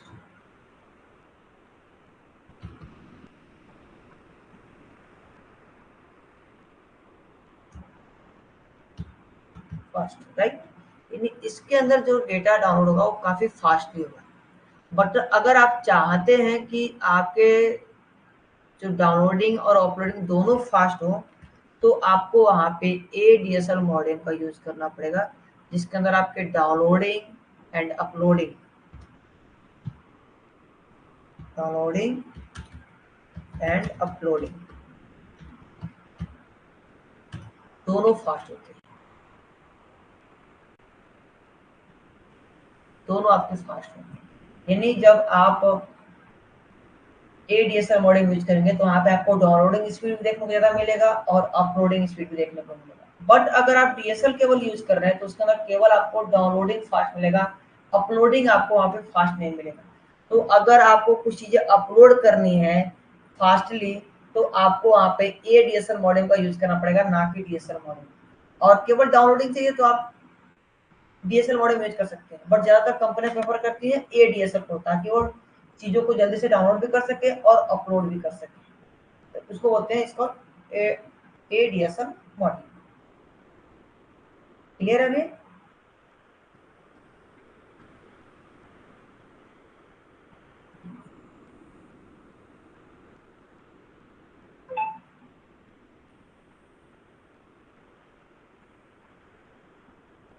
एंड इसके अलावा और भी जो डिवाइस है आपके उस पर नाम लिखे होते हैं, डीएसएल मॉडेम और एडीएसएल मॉडेम, सभी नेम क्लियर रहते हैं वहां पे उसके आपके। ठीक है, ओके, मैं चेक करा दिखा दूंगा आपको। आपको मैं चेक करा दिखा दूंगा। आप देख रहे हो ना पीसी के अंदर जो आपके पोर्ट होते हैं ना, पोर्ट आपको क्लियर हो जाएंगे। आप देखना ऐसे पोर्ट रहेंगे, जो आपके RJ45 जो आपके पोर्ट होते हैं कुछ ऐसे होते हैं ना,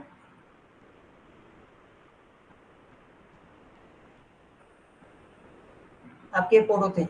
इसके दोनों साइड में आपको एलईडी मिलते हैं, दो दो एलईडी लाइट मिलेंगे आपको यहाँ पे, एक रेड कलर एक ग्रीन कलर। ठीक है, तो अगर रेड कलर जल रहा है यानी उसके अंदर क्या है, डाउनलोडिंग स्पीड ज्यादा है।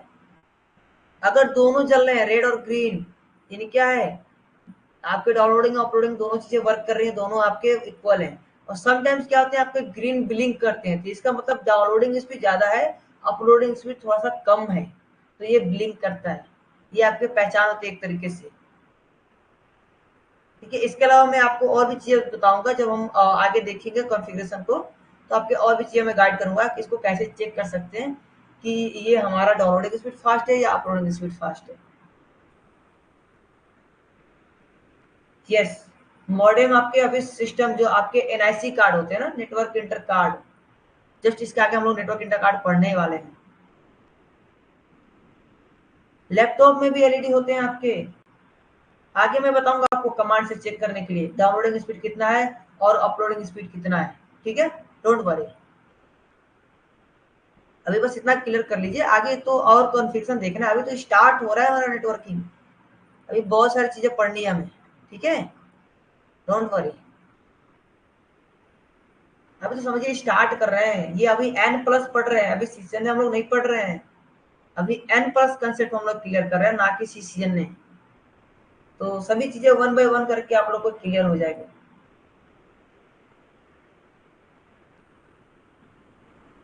अब हम बात करते हैं NIC card, network interface card जो हमारे होते हैं उसको बोलते हैं एनआईसी कार्ड।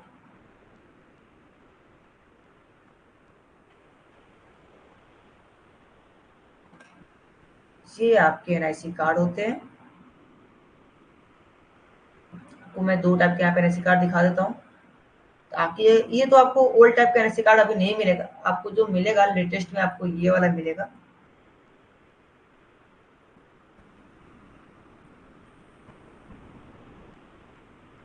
आपको लेटेस्ट में यही एनआईसी कार्ड मिलेगा जो ये नीचे वाला है।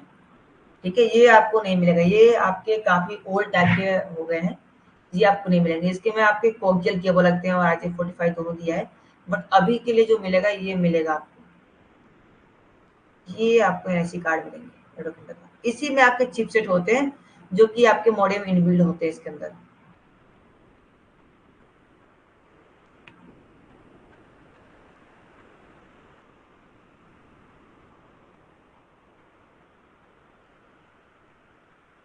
इसी एनआईसी कार्ड के माध्यम से आप क्या करते हैं, अपने पीसी के अंदर इंटरनेट को यूज कर पाते हैं। अगर इंटरनेट आपको यूज करना है तो आपको पीसी के अंदर एनआईसी कार्ड होने चाहिए। ये दो तरीके से आते हैं, वायरलेस भी आते हैं और वायर के थ्रू, यानी आपके वायरलेस भी आते हैं और वायर भी इसके अंदर आते हैं, यानी आप इसमें ये जो देख रहे हैं ये वायर के थ्रू कनेक्ट होंगे। और जो आपके पीसी के अंदर आते हैं, लैपटॉप के अंदर आते हैं, वायरलेस भी जो आते हैं, वो आपके एक छोटा सा चिपसेट आएंगे, वो वायरलेस भी आपके रिसीव करते हैं इंटरनेट को। तो इसी के माध्यम से हम इंटरनेट को यूज कर पाते हैं। अगर आपके पीसी में एसी कार्ड नहीं चल रहा है, यानी इंटरनेट वर्क नहीं कर रहा है, आपने क्या किया, लैंड केबल लगाया और इंटरनेट नहीं चल रहा है, यानी इसका मतलब क्या है, ये एनआईसी कार्ड प्रॉब्लम में है। पहले तो आप ड्राइवर चेक करेंगे, ड्राइवर अगर ठीक है तो एनआईसी कार्ड प्रॉब्लम है। तो एनआईसी कार्ड को चेक कैसे करेंगे, how to check NIC card.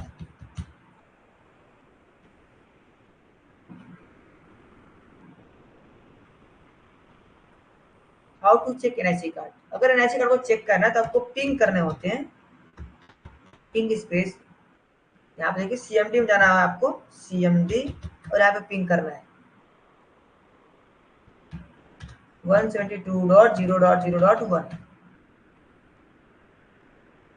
O sorry 127 होता है, 172 हमारे लोकल होस्ट होते हैं, पिंग स्पेस 127.0.0.1, इसको पिंग करना होता है। ठीक है, देखिए यहाँ पे पिंग हो रहा है, जिन्हें हमें रिप्लाई मिल रहा है, अब क्या होते हैं 172.127.0.0.1, ये क्या करते हैं, आपके फिजिकल जो एनआईसी कार्ड है उनको पिंग करता है, यानी आपका अगर एनआईसी कार्ड बढ़िया है, वर्किंग में है, तो ये पिंग करेगा, अगर वर्किंग में नहीं तो ये पिंग नहीं करेगा, यानी आपका एनआईसी कार्ड खराब हो चुका है, आप चेंज कर दो उसे। ठीक है, तो अभी जस्ट मैंने जैसे पिंग किया सीएमडी में जाके, पिंग स्पेस 127.0.0.1, तो ये पिंग कर रहा है, इसका मतलब कि है जो हमारा एनआईसी कार्ड है वो वर्किंग में है। समटाइम्स क्या होते हैं, जब अपने पीसी में हम केबल को कनेक्ट करते हैं तो नेट नहीं चलते हमारे, तो ड्राइवर को चेक करते हैं हम लोग, ड्राइवर को अपडेट करते हैं, फिर भी नहीं चल रहे हैं, केबल चेंज कर लेते हैं, फिर भी नहीं चल रहा है, तो हम पिंग कर लेंगे एक बार ना अपने डिवाइस को, हो सकता है हमारे एनआईसी कार्ड खराब हो। तो जैसे हम पिंग करेंगे, अगर खराब होगा तो हम इसको चेंज कर लेंगे, बोलेंगे नहीं ये हमारा खराब है, हम दूसरा एनआईसी कार्ड लगा लेंगे, हम इसको यहाँ से रिमूव करेंगे, दूसरा परचेज करेंगे और इंस्टॉल करके उसको हम यूज कर लेंगे।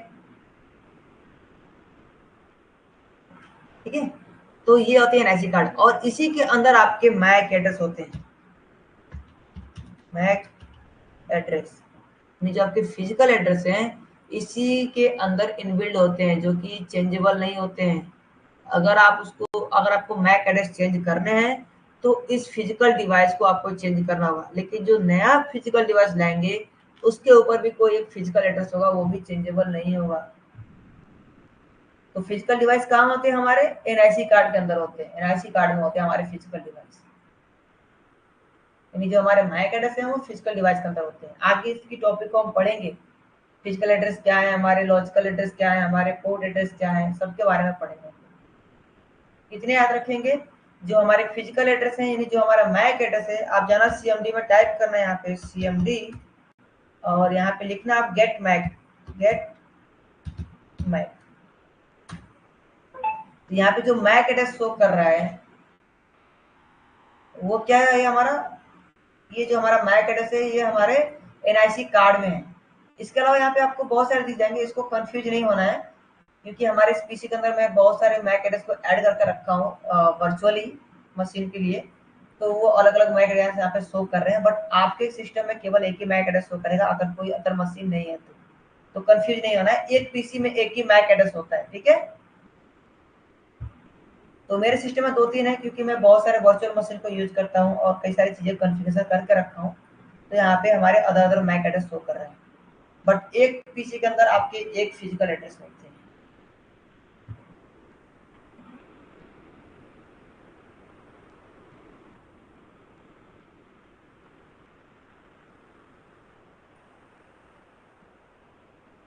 इसके बाद से जो हमारे नेक्स्ट डिवाइस है वो है हमारे फायरवॉल। फायरवॉल फायरवॉल तो हर एक कंपनी के अंदर यूज किया जाता है, और हर एक इंटरव्यूअर आपसे एक क्वेश्चन करेगा, फायरवॉल क्या है, कैसे काम करता है और इसका यूज क्यों करते हैं।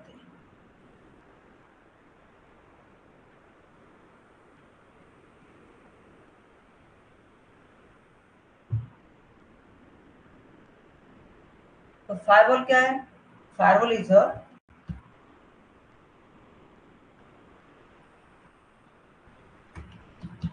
फायरवॉल अ सिक्योरिटी डिवाइस,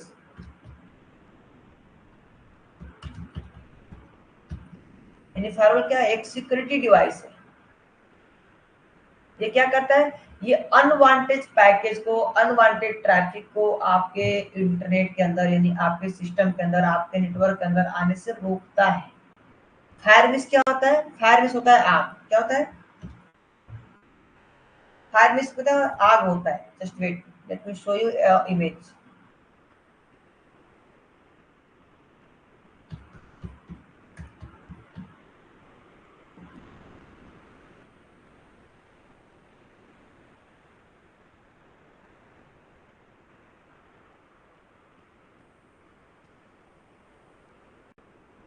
आपको ऐसा इमेज देखने को मिल जाएगा अगर आप फायरवॉल को कंपेयर करते हैं ऐसे।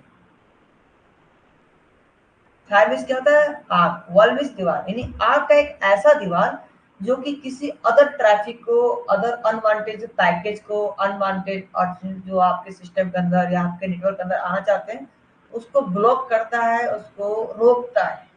तो फायरवॉल का यूज की बहुत सारी चीजों के लिए यूज करते हैं। अगर हमें यूआरएल को ब्लॉक करना है, यूआरएल ब्लॉक करना है, यूआरएल ब्लॉक, यूआरएल ब्लॉक करने के लिए यूज करते हैं। एंड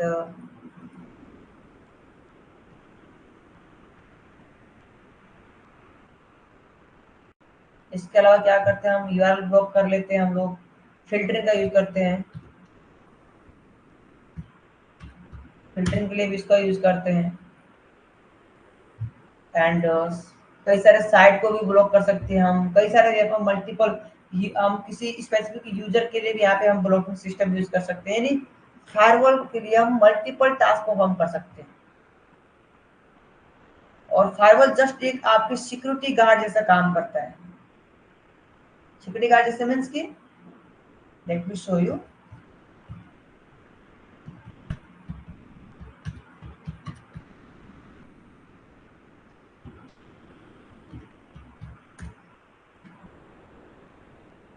मैं एक इमेज के साथ आपको क्लियर करता हूँ।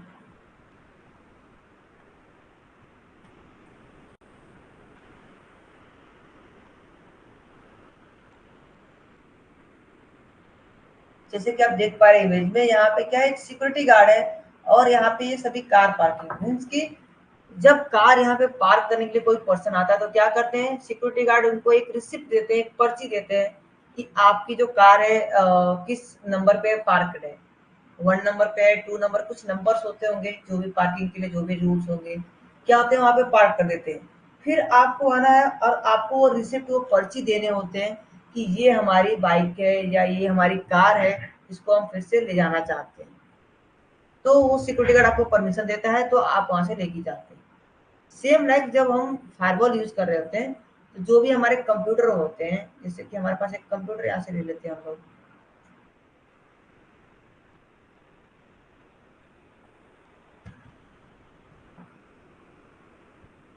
जैसे कि एक कंप्यूटर है और इस कंप्यूटर से जैसे हमारे रिक्वेस्ट बाहर जाएगा, यहाँ से हमारे फायरवॉल पे गया, फायरवॉल से हमारे इंटरनेट पे चला गया। जब डेटा हमारे यहाँ से जा रहा है तो जैसे यहाँ पे पैकेज जाएगा ना, तो क्या करेगा फायरवॉल, इसके अंदर एक छोटा सा पैकेज इनबिल्ड कर देगा इस मैसेज के अंदर, और इसको इंटरनेट पे भेज देगा। और जैसे ही रिस्पॉन्स मिलेगा तो फिर वो क्या करेगा, उसके अंदर वो पैकेज ढूंढेगा, अगर वो पैकेज रहेगा तो आपके पीसी के अंदर वो आने देगा, अगर नहीं रहेगा तो उसको वहीं ब्लॉक कर देगा, वहीं उसको रोक लेगा, बोलेगा नहीं ये हमारा द्वारा भेजा गया पैकेज नहीं है, ये दूसरा पैकेज है, इसको हम अपने सिस्टम के अंदर आने नहीं देंगे। इसको वहां पे वो ब्लॉक कर देगा, वहीं पे रोक लेगा, उसे अंदर नहीं आने देगा। तो ये सिक्योरिटी के लिए इसको हम यूज करते हैं फायरवॉल को। ठीक है, आगे इसमें टाइप भी देखेंगे। और सिस्को के लिए एएसए फायरवॉल है, पॉलो अल्टो फायरवॉल है, बहुत सारे से फायरवॉल है जिसका आप यूज करते हैं। ये आपके सॉफ्टवेयर में भी आते हैं और हार्डवेयर भी आते हैं। ठीक है, आपके विंडोज के अंदर भी बाय डिफॉल्ट डिफेंडर फायरवॉल आपको मिलते हैं और फिजिकली डिवाइस भी आते हैं।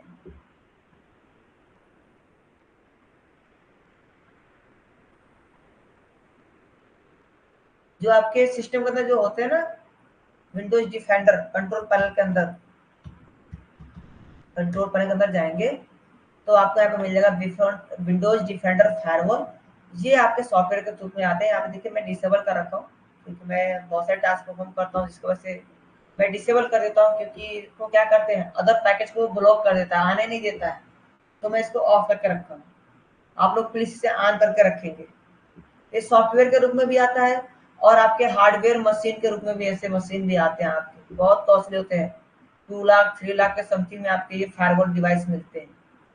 ठीक है, तो आगे तो हम कॉन्फ़िगरेशन देखने वाले हैं, डोंट वरी, बस कंसेप्ट हम यहाँ पे क्लियर कर रहे हैं कि फायरवॉल काम कैसे करता है।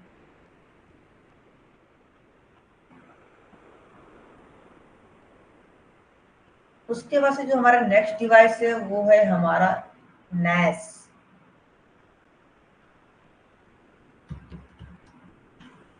जिसको हम लोग बोलते हैं नेटवर्क अटैच स्टोरेज।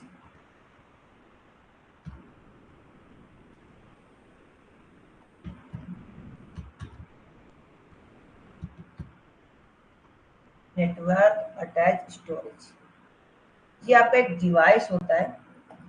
और डिवाइस कैसे होते हैं मैं आपको दिखाता हूँ। वेट, ये आपके डिवाइस होते हैं, नेक्स्ट डिवाइस एक फिजिकल डिवाइस होता है, इसके अंदर खुद का एक अपना ओएस होता है, ऑपरेटिंग सिस्टम होता है। इस ऑपरेटिंग सिस्टम को इसमें बूट होते हैं और इसमें क्या होते हैं, सभी एचडीडी कनेक्ट है। यानी यहाँ पे जो देख रहे हैं ना आप, ये जितने भी आप यहाँ पे देख रहे हो, यहाँ पे ये सभी क्या है, आपके हार्ड डिस्क है, क्या सभी आपकी एचडीडी है।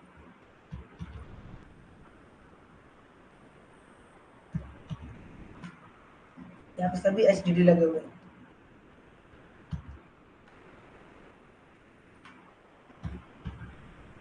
ठीक है, तो इसका यूज हम तब करते थे ना, पहले इसका यूज करते थे हम लोग। क्यों करते थे मैं बताता हूँ यहाँ पे।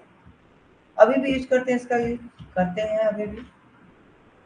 यहाँ पे सभी हार्ड डिस्क हैं, ये बहुत फास्ट है। ये क्या होता है, नेटवर्क से आपके कनेक्ट होते हैं और एक नेटवर्क के अंदर जितने भी, सपोज यहाँ पे एक मैं यहाँ पे स्विच डिवाइस ले लेता हूँ। चलो एक क्लियर ही कर देता हूँ आपको अच्छे से।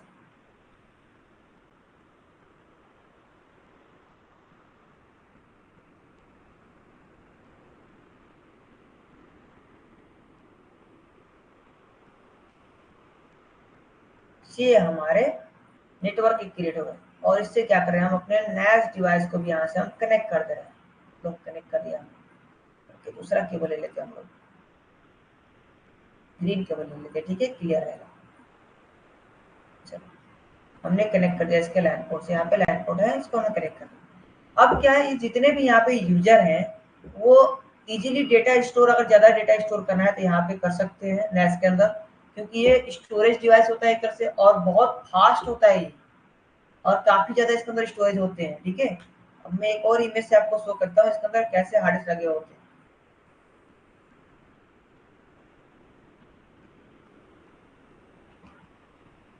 ये देखो कुछ इस तरीके से इसके अंदर हार्ड डिस्क लगे होते हैं और बहुत फास्ट होते हैं नेक्स्ट डिवाइस आपके। यानी अगर कोई यूजर यहाँ पे वर्क कर रहा है, कुछ डेटा लेना है तो यहाँ पे नेक्स्ट डिवाइस से ले सकता है, अगर सेव करना है तो यहाँ पे वो सेव कर सकता है। और ये काफी फास्ट होते हैं। यानी एक कंपनी के अंदर अगर स्टोरेज डिवाइस रखना है खुद का, तो वो नेक्स्ट डिवाइस प्रेफर करती है, नेक्स्ट डिवाइस को रखते हैं, जो कि यहाँ पे डेटा ज्यादा स्टोर हो पाते हैं और काफी फास्ट होते हैं। लेकिन अभी के लिए सभी क्लाउड बेस्ड हो गए हैं, तो सभी क्लाउड पे डेटा रखते हैं। बट जो कंसेप्ट है डेटा स्टोर करने का वो सेम है। हाँ, इसमें थोड़ा फीचर्स अलग हो गए हैं आपके। Red zero, red one, red five आपके फीचर्स हैं जो सर्वर बेस पे हैं। वो तो आगे हम बात करेंगे सर्वर पे, वो आपके एमसीएस के अंदर आते हैं। बट इतना हम जब एक नेटवर्किंग बेस पे अगर बात करें तो वहाँ पे हम नैश डिवाइस को रखते हैं डेटा को स्टोर करने के लिए। यहाँ पे डेटा को हम रीड भी कर सकते हैं, डेटा को राइट भी कर सकते हैं, दोनों काम कर सकते हैं यहाँ पे। क्योंकि काफी फास्ट होता है इसलिए इसका हम यूज करते हैं और ज्यादा डेटा स्टोर कर पाते हैं।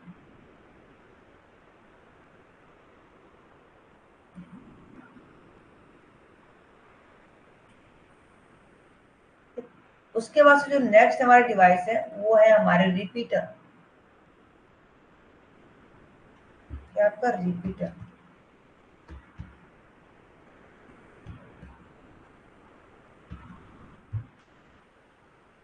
रिपीटर भी हमारा नेटवर्किंग डिवाइस है। ये कहाँ लगता है, तो इसका यूज हम कहाँ करते हैं भाई, रिपीटर का यूज कहाँ करते हैं, प्लीज चैट बॉक्स में बताइए आप लोग एक बार।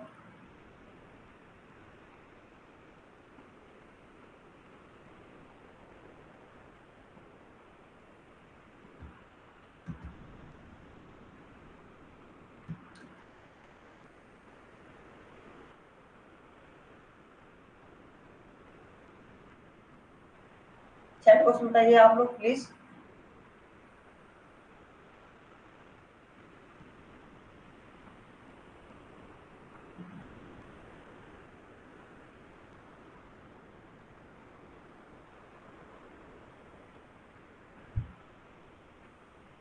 मैं रिपीटर डिवाइस आपको दिखाता हूँ कैसा होता है।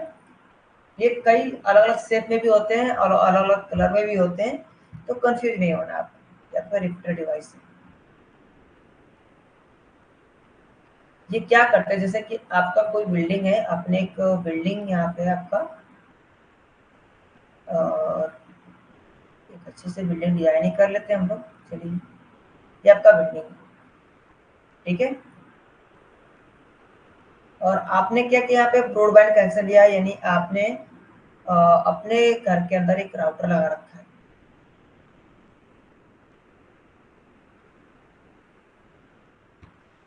राउटर भी ले लेते हैं हम लोग।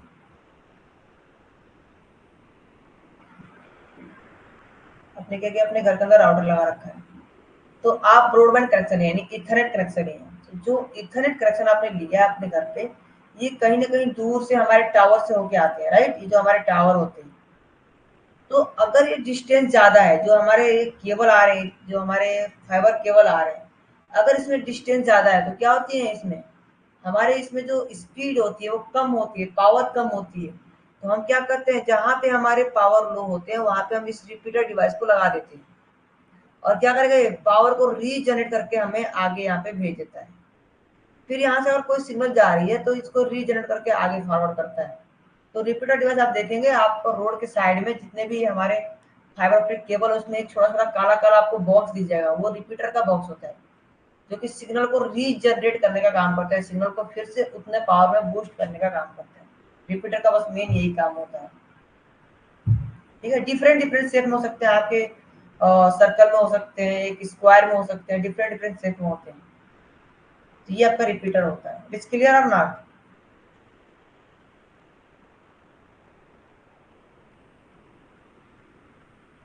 राइट। ओके, क्लियर है सभी चीजें? तो आई होप आपको सभी चीजें क्लियर हो गई होंगी। तो मैं हैंड रेस को इनेबल करता हूँ, अगर कोई क्वेश्चन है तो प्लीज आप पूछ सकते हैं। अगर आपको क्लियर है तो प्लीज चैट बॉक्स में एस लिख दीजिए या क्लियर लिख दीजिए।